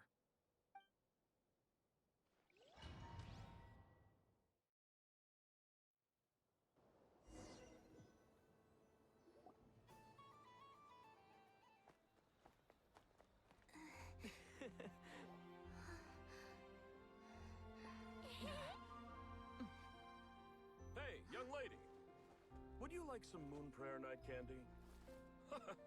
Happy Moon Prayer Night. Oh, yeah. I almost forgot to say. Welcome home, Moon Goddess.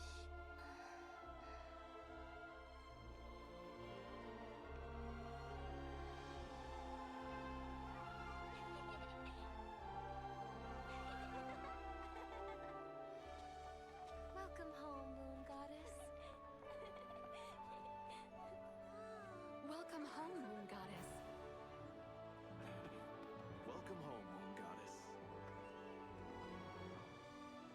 Turning Nashatown into her home is a festive gift. A rather brilliant idea. Perhaps this is what Nodcry, Columbina's home, should have been like all along.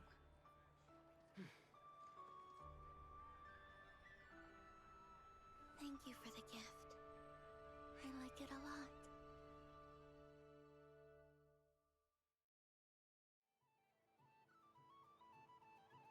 This feels like the surprise of my life.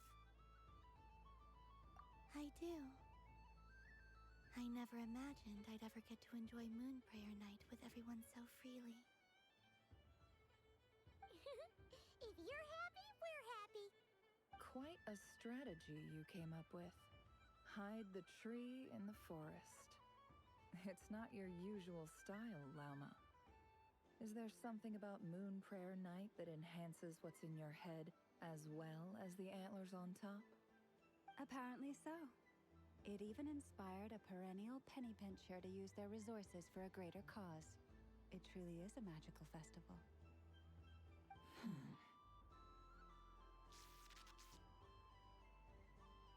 I see it now. This bickering is actually a sign of a strong relationship. Huh? What's everyone doing here? Oh, Miss Columbina, you're back. Yes, I'm fine now. Thanks for your concern. How's your progress with Alice's assignment? Very well indeed. I've never heard her sound so excited. Not like this. This time her excitement seems more serious. Seems like she's had a major breakthrough. She said she'll contact us once she knows more. In the meantime, we're free to relax and have some fun. Enjoy the time off while it lasts. I have a feeling that our next task won't be so simple.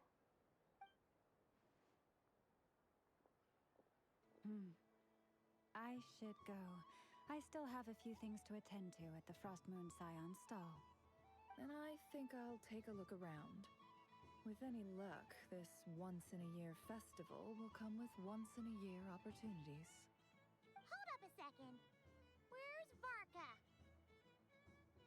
I believe he made a beeline for the flagship the moment he entered Nashatown. Ah, that's Mondstadters for you. They know what they want when festivals roll around. Goodbye for now, Columbina. I hope you have a wonderful night. I will.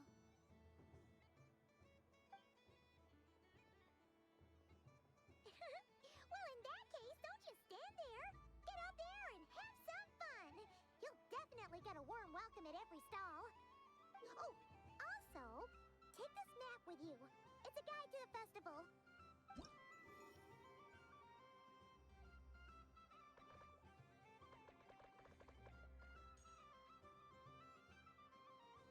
The Frost Moon Scion stall is over here. Lauma's invited a whole bunch of cute animals to celebrate too. Over there is the Hexencircle section. Alice seemed more excited than anyone about this festival, so she insisted on making it a grand affair. Oh, and then there's the Nashatown local specialties, including... Actually, forget that. Better if you go check them out for yourself. Thank you. It looks like a lot of fun. You're not coming with me? We'll be around. But don't you want to browse by yourself for a bit first?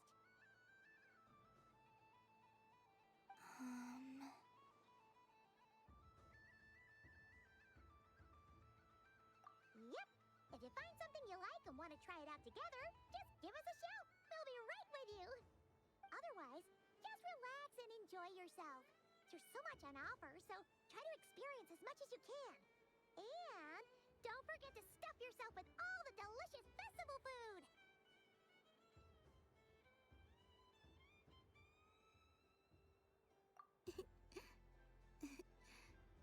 All right then, off I go.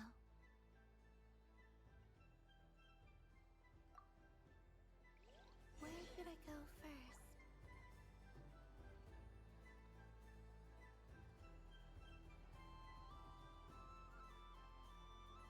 This must be the mage's stall. It feels like I've entered a fairy tale. How... A soft and furry creature that bounces and jumps. Welcome home, Moon Goddess. This one talks too. Allow me to introduce myself. I am a Dodoko from a distant archipelago, the most mischievous of all my Dodo brothers and Dodo sisters. When the going got tough, I powered through, and when I met obstacles, I boomed them away. That sounds like a lot of fun. Doesn't it just? Oh, but then the trouble started. Recently, I found a lovely beach, the same beautiful jelly color as my hometown, and so I dove in to have a look. Only to find it overgrown with seagrass and nasty little spiky fish everywhere, looking to turn me into a Dodoko kebab. I made it back to shore by the skin of my teeth, but my tail was sorely hurt. Couldn't you just boom them away? Oh, I wanted to, believe me. But I've heard that you, Moon Goddess, can understand animal speech. The last thing I wanted was to cause a gigantic fuss and get taken to court by a school of spiky fish. I'd be driven out of these waters for good, and my winter holiday would be ruined. And so, dear Moon Goddess, I was wondering if you might lend me your allegiance. Are you roping me into a crime? Oh, let's call it a once-in-a-lifetime carefree adventure. Does that sound better? All the festival goers tonight are dressed up as the Moon Goddess. But there's nothing to say that the Moon Goddess can't disguise herself as a Dodoko, is there? Besides, this is your home. You should be free to be whoever you wish. I'm afraid I'm not well acquainted with Dodokos, Madam Mage. Oh, that's quite all right. We Dodokos are innocent, happy creatures with a free-spirited nature. Many, like myself, are mischievous troublemakers. Others are lazy souls who like nothing better than to lie down on a nice rock and take a nap. In our eyes, every creature who yearns for happiness and freedom is a Dodoko. But perhaps in yours, we Dodoko are a fluffier and more mischievous breed of Kuhenki? Yes, that is a much easier image to follow. Oh, wonderful! Then let's play! Grab onto my tail and follow me into the sea. Time to settle some scores with the bad guys.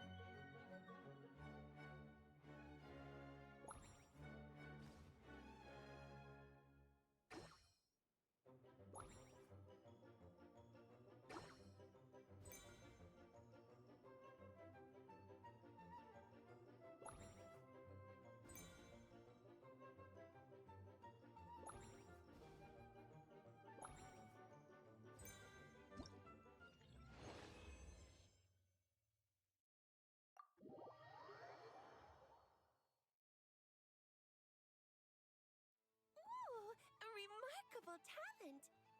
So, what do you make of it? The use of jumpy dumpties doesn't come as naturally to me as Kuvaki, but their unpredictability makes it fun. I think they call this novelty. Indeed! And how did it feel blowing those pesky nuisances away? Not bad. Any guilt? What do you mean? Oh, wonderful! Lovely answers to all 3 questions. You've passed the safety test. Now I can give this special bomb to you as a souvenir. Remember, if you find any meanies living on the moon, you can use this to boom them into oblivion. I will.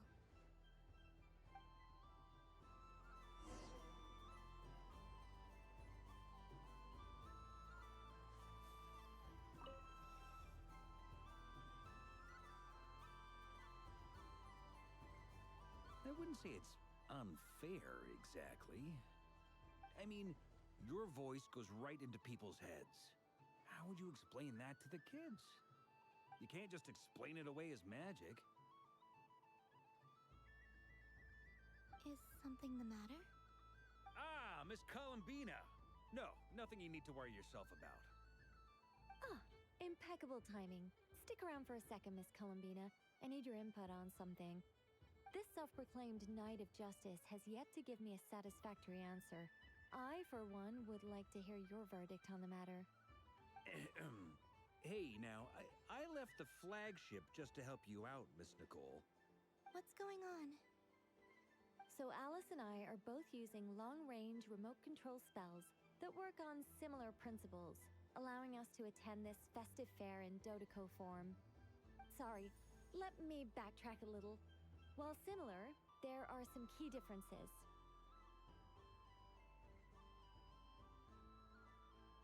Alice, being a great mage, wanted her Dodeco to reflect something of her own charm and mystique. So she adjusted the way its tail moves when it spins around. An entirely gratuitous move, in my opinion. I hardly see how anyone is going to notice that. If anything, I'd say that anyone who stares intently enough at a Dodeco's tail to notice such a small detail is someone we ought to be highly concerned about. I only say this to emphasize that my question has nothing to do with tails. Now that we're clear on that, why is Alice's Dodeco permitted to interact directly with the children celebrating Moon Prayer Night, while mine is not? Your voice speaks directly into people's minds. See? Exactly what I said.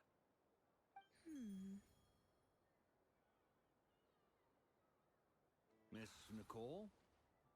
Oh, I can't stand it. I know that probably makes me sound like a whiny child acting out in front of their parents. And it's a little embarrassing now that I think about it. But hey, I've said it now, I can't take it back. That would be even more embarrassing. Also, don't go reading too much into that analogy. It was off the top of my head. I'm actually an awful lot older than either of you. Miss Nicole, are you saying that you'd like someone to play the game you've prepared? I'm not so invested in that. It's just something cobbled together using items I borrowed from Alice. She probably didn't even make them herself.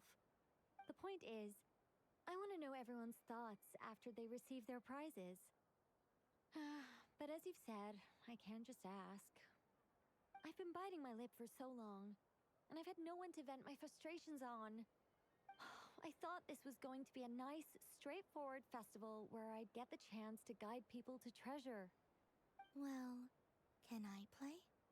I can't guarantee that I'll win a prize, but... You will? I'd like to try. Then what are we waiting for? Let the game begin! It's like they forgot I was ever here.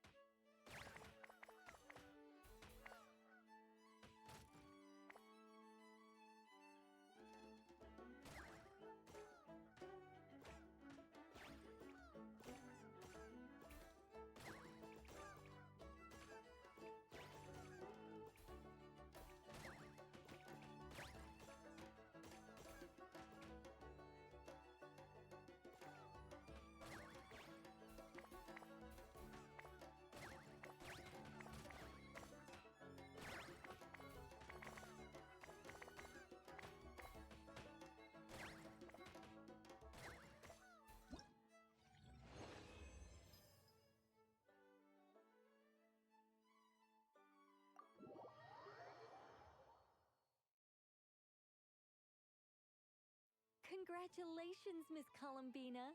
With your great wisdom, you have overcome every obstacle in your path and conquered the great challenge posed to you by fate. Fate? Well, something to that effect. If you'd prefer something more poetic, it could be the icy winds or the dawn. Anything you like, really. You could even go with the challenge posed to you by Dodeko, if that's what you're into.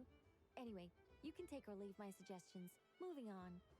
All my hopes are now resting on this. Can I open it now? Stop teasing me. Please, I'm begging you. No more talk. Just open it. Wow. What a lovely sculpture. Classic and cute at the same time. Thank you, Miss Nicole. I'll always treasure it. Ah, there we go. Music to my ears. You have my sincerest gratitude, Miss Columbina. Thank you for sharing your precious time with me and fulfilling my wish. Don't mention it. You've all done much to help me. And still, I'm the one receiving all these gifts.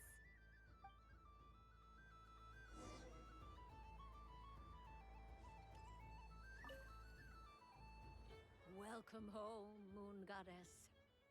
Oh, you're the genuine article. Alice was right. This moon prayer night was worth watching after all. Another one that talks. Greetings. Pleased to make your acquaintance. I am the Hexenzirkel member they call B. Barbeloth Trismegistus. Columbina Hyposelenia. Pleased to meet you too. Hyposelenia. A fine name indeed. Now then, Miss Columbina, do you wish to hear a mage's divination? Divination? The Frost Moon Scions used to ask me what would happen in the future. Is this like that? From the perspective of the one seeking answers, perhaps. As you look to your journey ahead, if you seek to understand the unknown, resolve your doubts, and soothe the confusion in your heart, divination could be for you. The unknowns on my journey.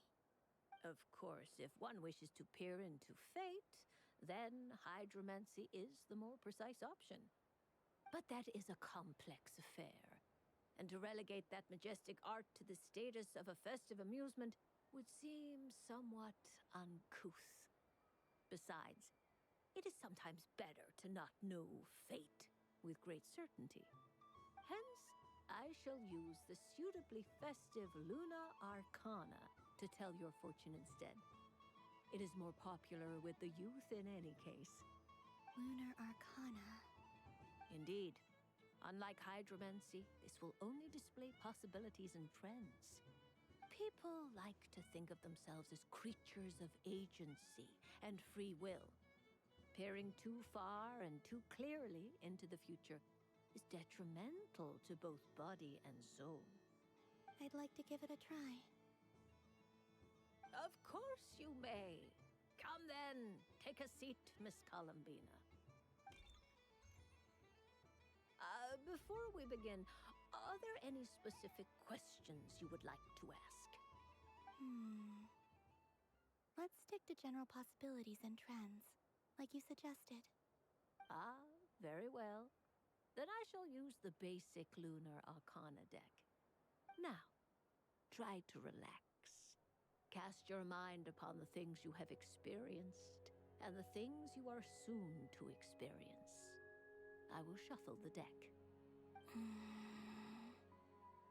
Would you like to cut the cards yourself? You do it. No problem.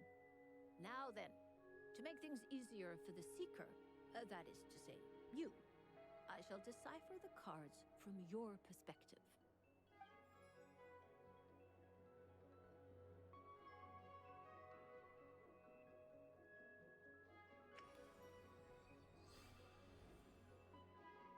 Please, draw the first Lunar Arcana. represents death. Now, draw your second card. This will stand for the past, the sum of all your experiences that have come before. And now the third arcana. This is the present, your interpretation of the current moment. Finally, the last card. This shall speak of the future, which... Oh. Kuvaki pulse? Fascinating. I've never encountered this before in my role as a diviner. Something has exerted an influence upon this card, causing it to leave its designated position. What do you make of this, Miss Columbina? Perhaps this is the guiding hand of fate in action. Of course, if you wish, you can choose to deny the validity of this card and draw the future for yourself. No, it's fine. Let's go with this one. A bold decision. I must say I'm looking forward to the results. Well then, let us flip the lunar arcana in sequence and see what emerges. Sure.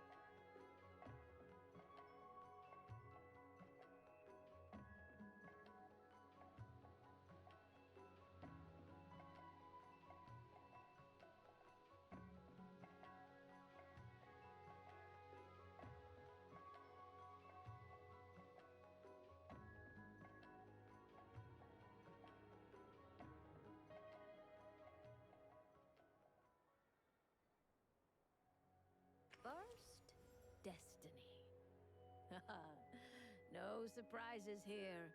The card that represents yours is the moon. The moon. Indeed. The moon can represent the truth at some times, but deception at others. False peace, destructive calamity, and the world-changing power that lies within. When the moon is placed on the destiny tile, it indicates that your destiny is not what it may appear on the surface. Instead, it may yet have a hidden side. It symbolizes a journey through the fog, fraught with uncertainty and deception, where one must face inner challenges head-on. I don't understand. Patience, my dear. This is but the first card, which serves as a basis for the interpretations that follow. Our divination will only grow clearer from here on out. Now then, flip the second card, the one that speaks for the past. The Hermit, but inverted. Inverted? Yes. The Hermit symbolizes solitude, introspection, and the pursuit of truth. When inverted, it represents isolation, truth out of reach, and a path that leads one astray. Combined with the moon as one's destiny, the Hermit inverted represents a choice you made to stand alone in the past. It was a choice made not out of fear or arrogance, but for reasons that others could not perceive. You fumbled through the darkness without a guide, but you did not find your way. Rather, you went astray. More than once, it would seem. Is this about how I became Kutar despite not wishing to become a god? And how I joined the Fatui because I yearned for a place to belong? I suspect only you know the answer to this question. All is not lost. The past is in the past, and so it shall remain. Shall we look into the present now?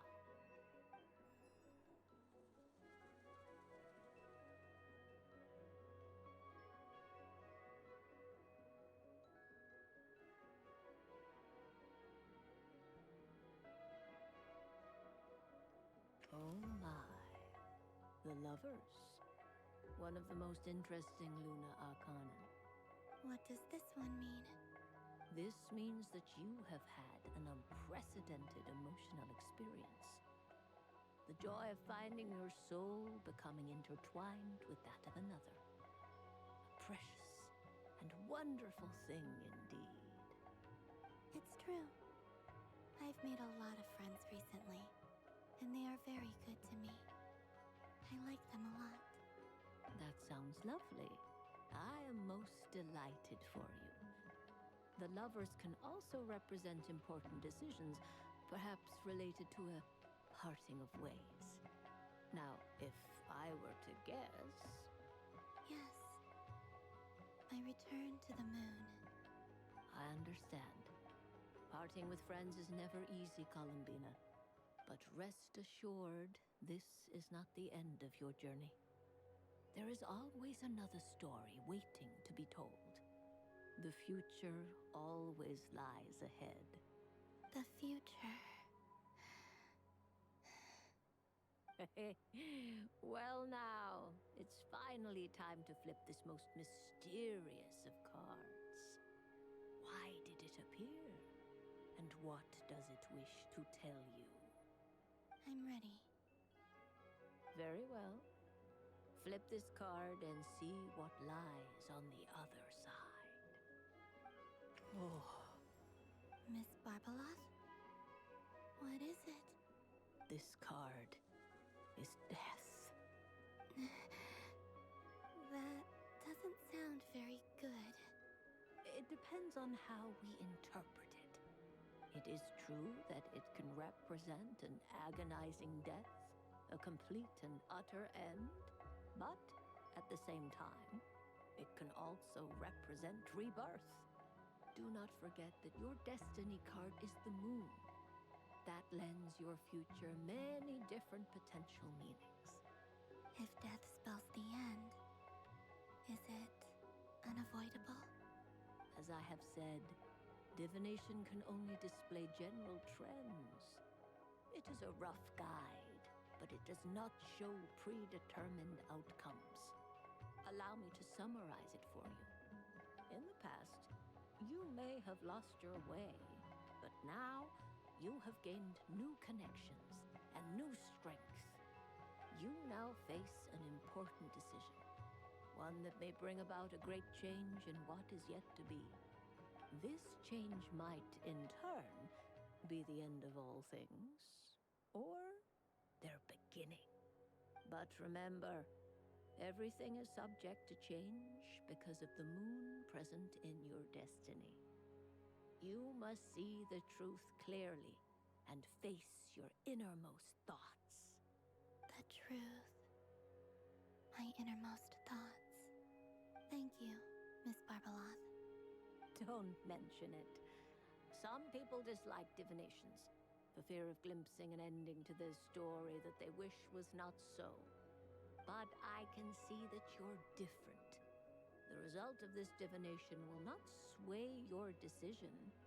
This is a rare quality, and one that diviners always hope to see in the seeker.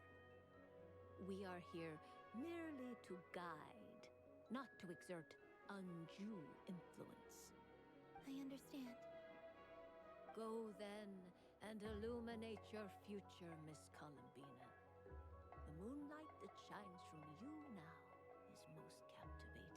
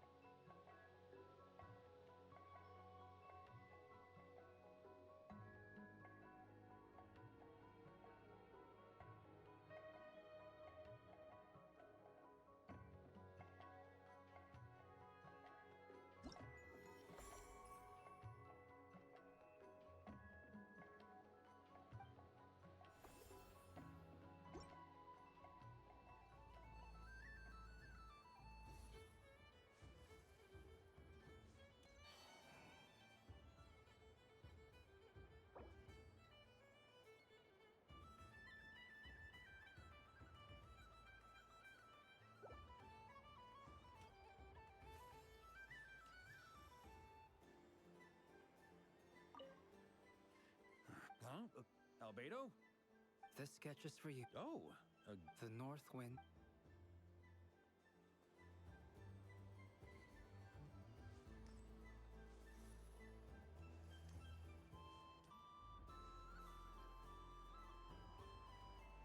But I was aiming right at it. Aw, what a pity. I saw it with my own eyes. You were so close. So very close. That's not true. It dodged out of the way right as I was about to snag it. I'm sorry? You heard me. This paper frog can move. I swear. Dear, oh dear, what are you saying? How could a paper frog move? Unless you believe there really is magic in this world. Even if I, the mere humble merchant that I am, knew such magic, surely I would not use it on a paper frog. I'd sooner give Mora legs, so it could walk right into my purse. My dear, dear customer, why not have one more try? This time I'll give you 12% off, a very generous discount for one of my most regular customers. Just think about how much experience you have under your belt now. You're sure to win the next one. Darn, I used up all my coins. I'll be right back. Just gonna fetch some more from my house. Take your time, but don't take too long. This event is Moon Prayer Night only. Miss it, and you'll have to wait a whole year before I'm back. Next customer, please. Welcome. Hello.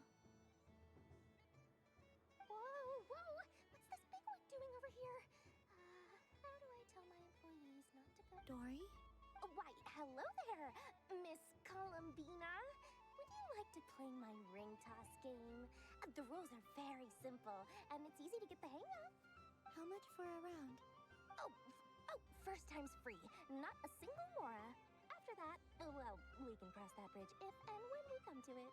But with your sharp sharp skills, I'm sure you'll win all the prizes in one fell swoop. That was an obvious enough hint for them, right? Right?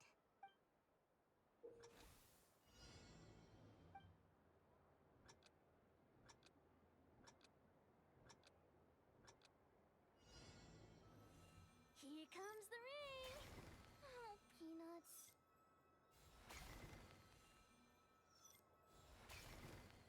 Change tracks! Roselle, should we move or not? Just a tiny bit. All right, then I'll... Oh, sugar plums, not the clock hand.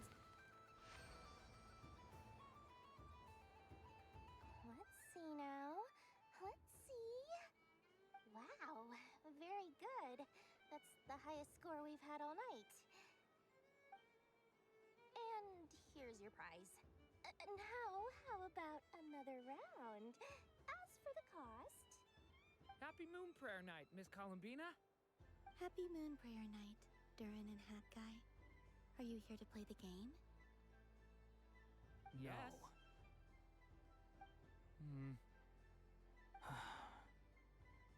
You said we were just coming here to say hello.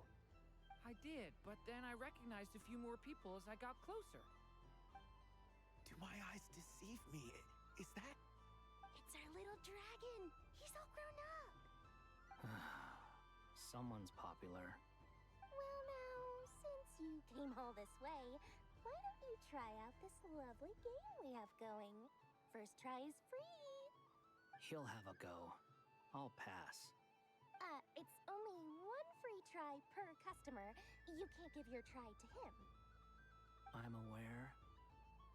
How has Elder Almond been lately? He's in great shape. He goes for a run in the forest every morning to stay fit and healthy. He tried to go boat racing with Firecracker a while back, but he couldn't even make it onto the Lotus Leaf. Firecracker was in fits of laughter. How about you, little dragon? Can you still fly? Yes, I can. But you've become less chatty. Has growing up been tough on you? We call that maturity. You know, the thing people sing about. The knight wields a sword of stone to defend those hearts that are made of gold. Stone is very heavy. That's what keeps him from talking too much. That's awesome! I want to be a knight when I grow up, too. Ring, here I come!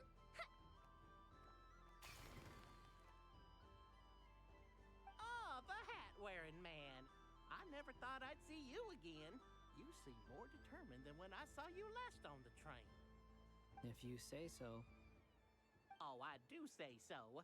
The people you once helped see it clearly. It's because you are once again on the right track. May the engine in our hearts propel us to the station of our dreams. I can move! I can move now, Roselle! What are you doing, running into the rings like that? You got them all so quickly! I've never seen anything like this in all my travels. Is this guy actually an old friend of theirs? But how? They're origami animals and clockwork people from a fairy tale. Getting to know them would be quite an arduous task, unless they share a hometown? I have to get to the bottom of this. Next time I see the great mage Alice, I shall demand answers. Thank you, Dory. I had a lot of fun. Now for your prize. Where did I put it? Give me a moment to dig it out. Oh, sweet grand prize.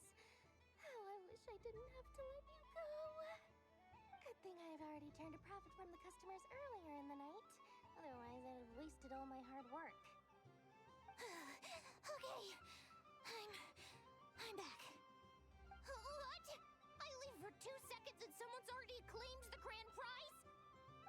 Oh, well, these things happen, you know? Perhaps you'd be interested in one of the other prizes instead. We've got all kinds of wonderful goodies here. Is this the thing you wanted? Here, you can have it. Huh? But don't worry about it. It will be happier with you.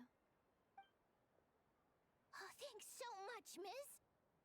Moon Goddess. Oh, goodness gracious, Columbina. Give me strength. How am I supposed to make any more money from this child at this rate? Daddy, look! That's the game I was telling you about! Forget it. She is the Moon Goddess after all. I'll think of some other way to swing this. Maybe I can try to hook this new kid. Huh? Oh, someone already won the grand prize. You can take mine if you want. What? Why? Why are all these bleeding hearts coming here to ruin my business? Happy Moon Prayer Night, everyone. Happy Moon Prayer Night.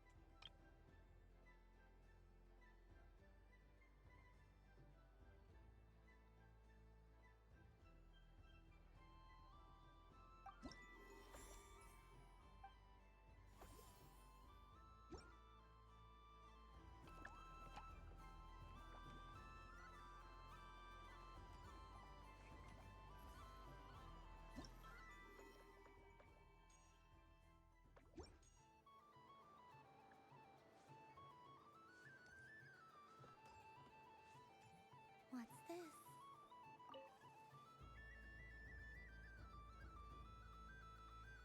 Come on, Citrus. One more round. Just one more.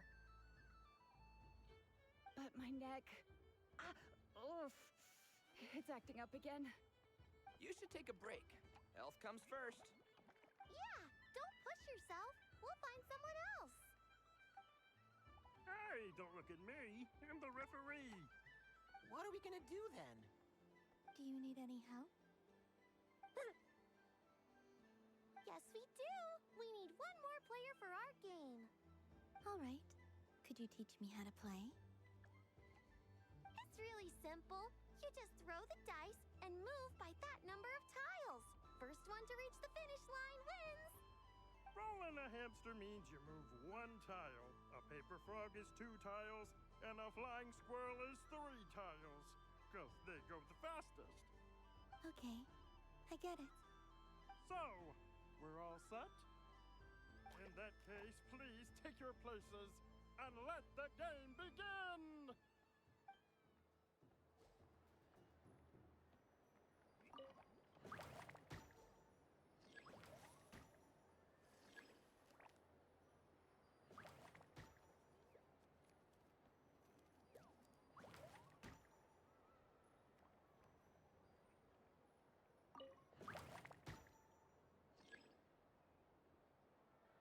And the winner is the Moon Goddess! Congratulations!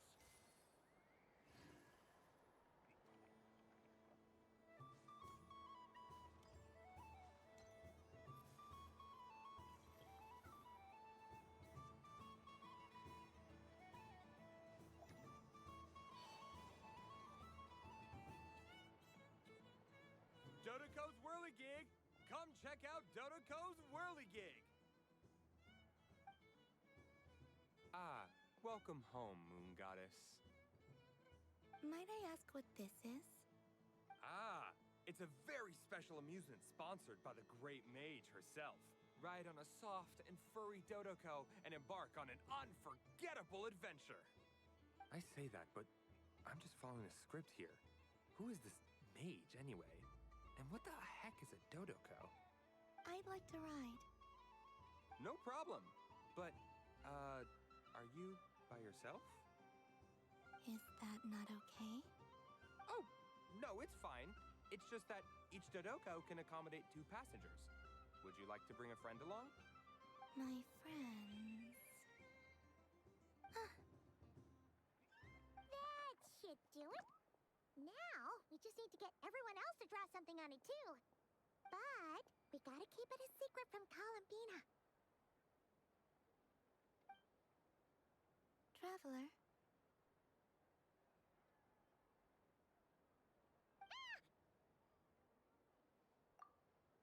I want to go on that ride. Will you join me?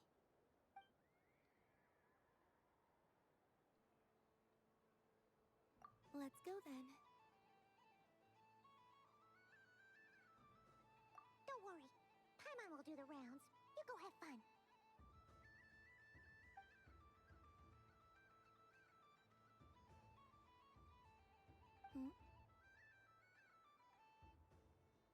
All right. I think we have to wait in line over there. Please take your seats. For safety reasons, you mustn't try to leave the ride before it comes to a complete stop. All right, you're all set. I wish you both a wonderful journey.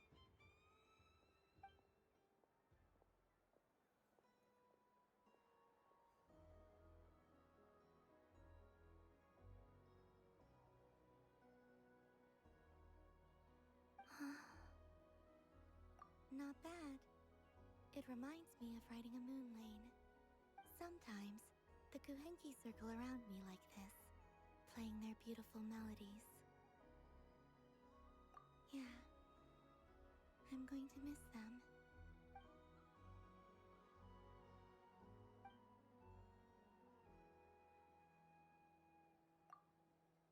It does. I've felt scared in the past, too. But this is a little different. You know something? I got to see a lot of fascinating... I saw how the Frost Moon Scions act around their families. So different than how they used to act in my presence. And I also saw how they interact with their friends. It made me curious at first. Why do people act so sincere when they're worshipping gods, but save their truest, warmest feelings for each other?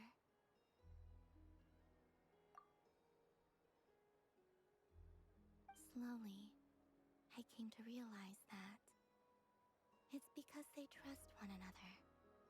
They know, deep down, that they'll be accepted for who they are. All of it. The good and the bad. I know. I knew it the moment you started calling out my name. What I fear now is the end. I fear losing all this the very night I have gained it.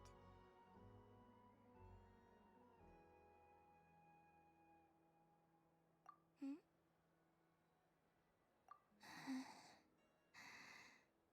Thank you for this conversation. Thank you for listening to me. Don't worry. This fear I have, and the unknown that awaits me, they cannot hurt me. Not when I possess a treasure far greater. I just want you to remember this version of me. The real me. On this final night together. Dear passengers, Dodoko's awesome adventure has come to a close. Please leave in an orderly fashion, and we look forward to seeing you again in the future. Don't want the journey to end, huh? Don't worry, you two. There's always another adventure waiting just around the corner.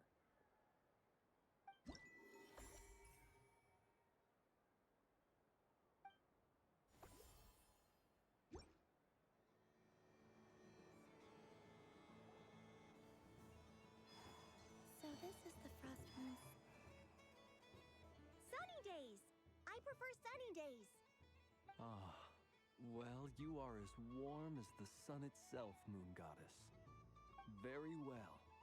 I believe your spirit animal has to be this most adorable chic badger. Wow! Thank you, Mr. Talking Magic Lamp. Have a very happy festival, Moon Goddess.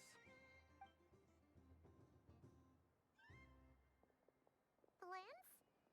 That's you, isn't it? Shh. It's our little secret, my dear traveler in Paimon.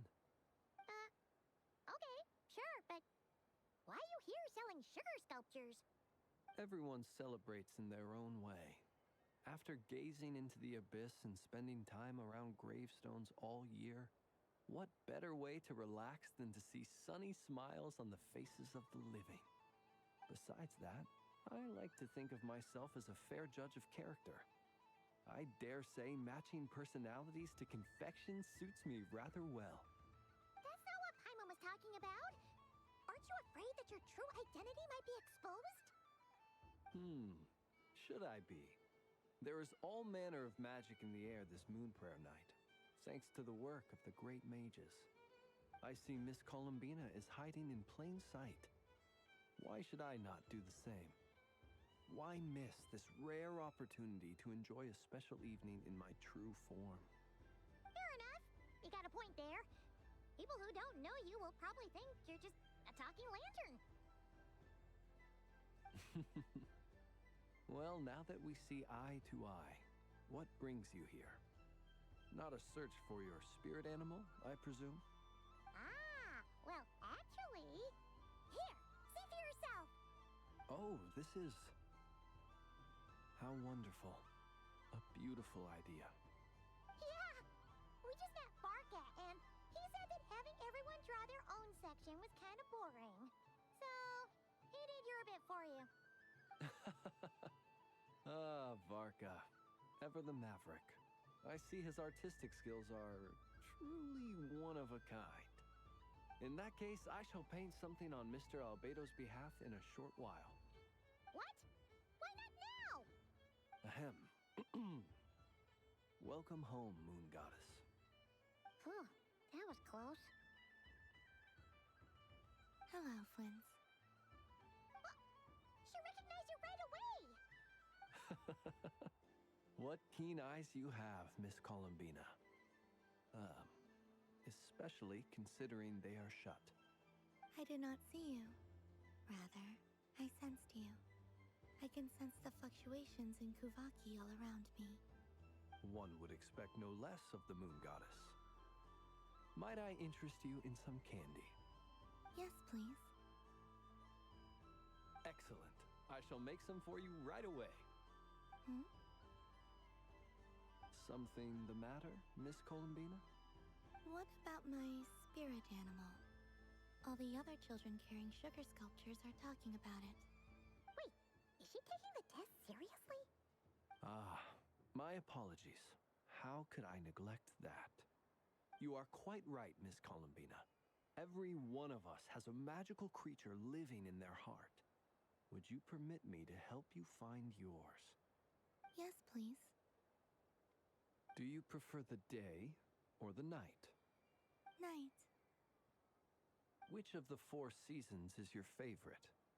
Winter. Think of a perfect day. What is the weather like?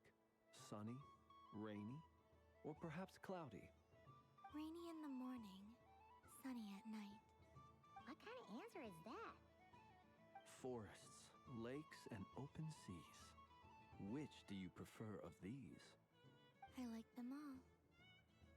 Imagine you opened your very own shop. What would you sell there?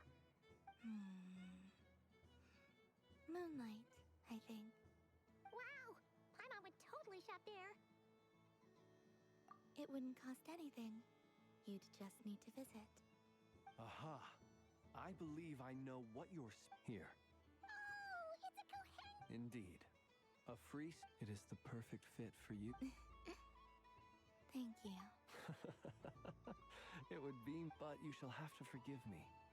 We have known each other for... So instead, would you accept this... It's a lantern.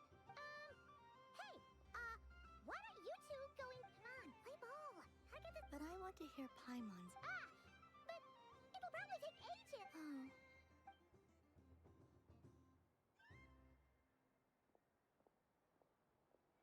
Phew. Nice excuse, Lady Paimon. Yeah, no thanks to you. It's sweet.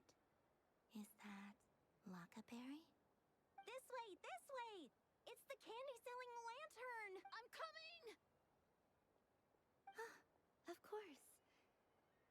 Traveler, maybe we can share? Yes. I found out recently that people share their food sometimes, so I'd like to... Thank you.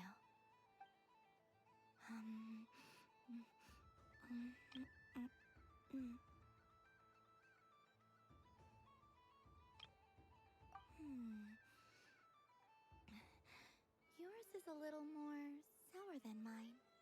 Here, you try it. Amazing. My sugar sculpture has shrunk, yet my heart is filled with feelings of sweetness. I will remember this feeling.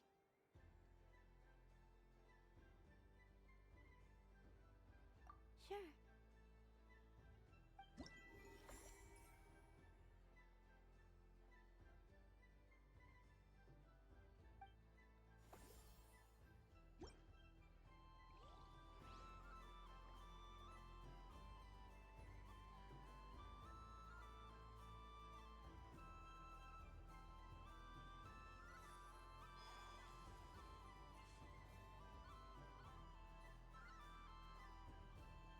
I wish for a never-ending supply of laka berries.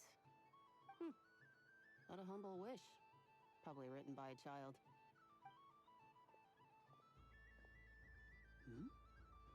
Is that Lauma the Moon Chanter?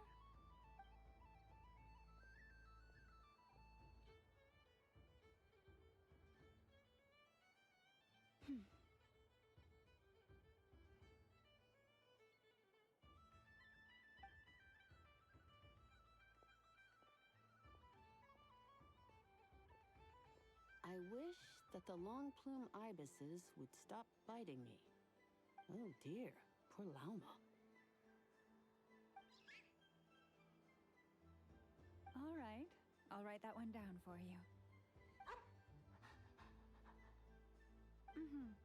I got it. While everyone else is celebrating Moon Prayer Night, you're as busy as ever. I don't mind. It's rewarding work. A good kind of busy.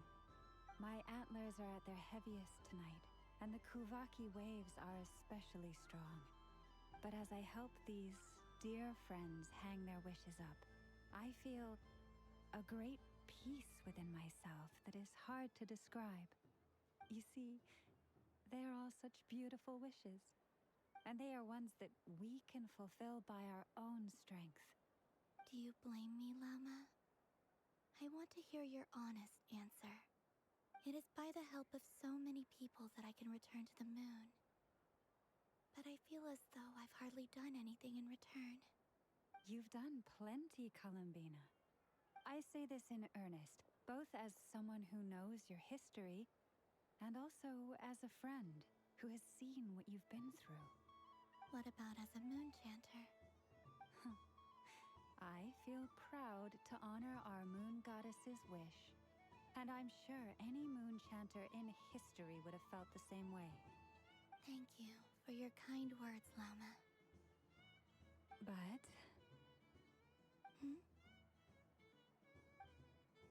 Since you asked for my honesty, I won't lie to you. My feelings are mixed right now. Besides pride, I also feel... I suppose it's a reluctance to let go. Once you return to the moon, we will be far apart and separated by a false sky. I'm sure those of us left behind will gaze up at that sky, yearning for the moon once in a while, just as you used to do. I will miss you, Lama. I will miss you all. I hope to stay in touch. I will try and find some way to send messages down from the moon. Perhaps you could use Kuvaki. I've heard Yehoda say that signals can be sent using long and short waves, or strong and weak lights. That sounds a little complicated. What if we forget what the signals mean? We could prepare a codebook beforehand, but... You're right. It wouldn't really suit you. Still, whatever happens, I believe that you will find your own unique way of communicating with us. And now that I think about that, my heart feels lighter. Because you trust in me? Yes. I have faith in you, and in the power of truth. In my experience, the truth tends to be difficult. But that's what makes it stand out from what is false. So I'm confident that your thoughts and your love will shine through the curtain of lies. We will know it when we see it. Thank you. Now, could you help me hang up my wish? Is this? I wish that all who dwell in this moonlit world can find a place to belong. And I wish that I shall one day see my friends again. It's 2 wishes. I hope that's not too greedy of me. Not at all. And I think you speak for us all with the second one.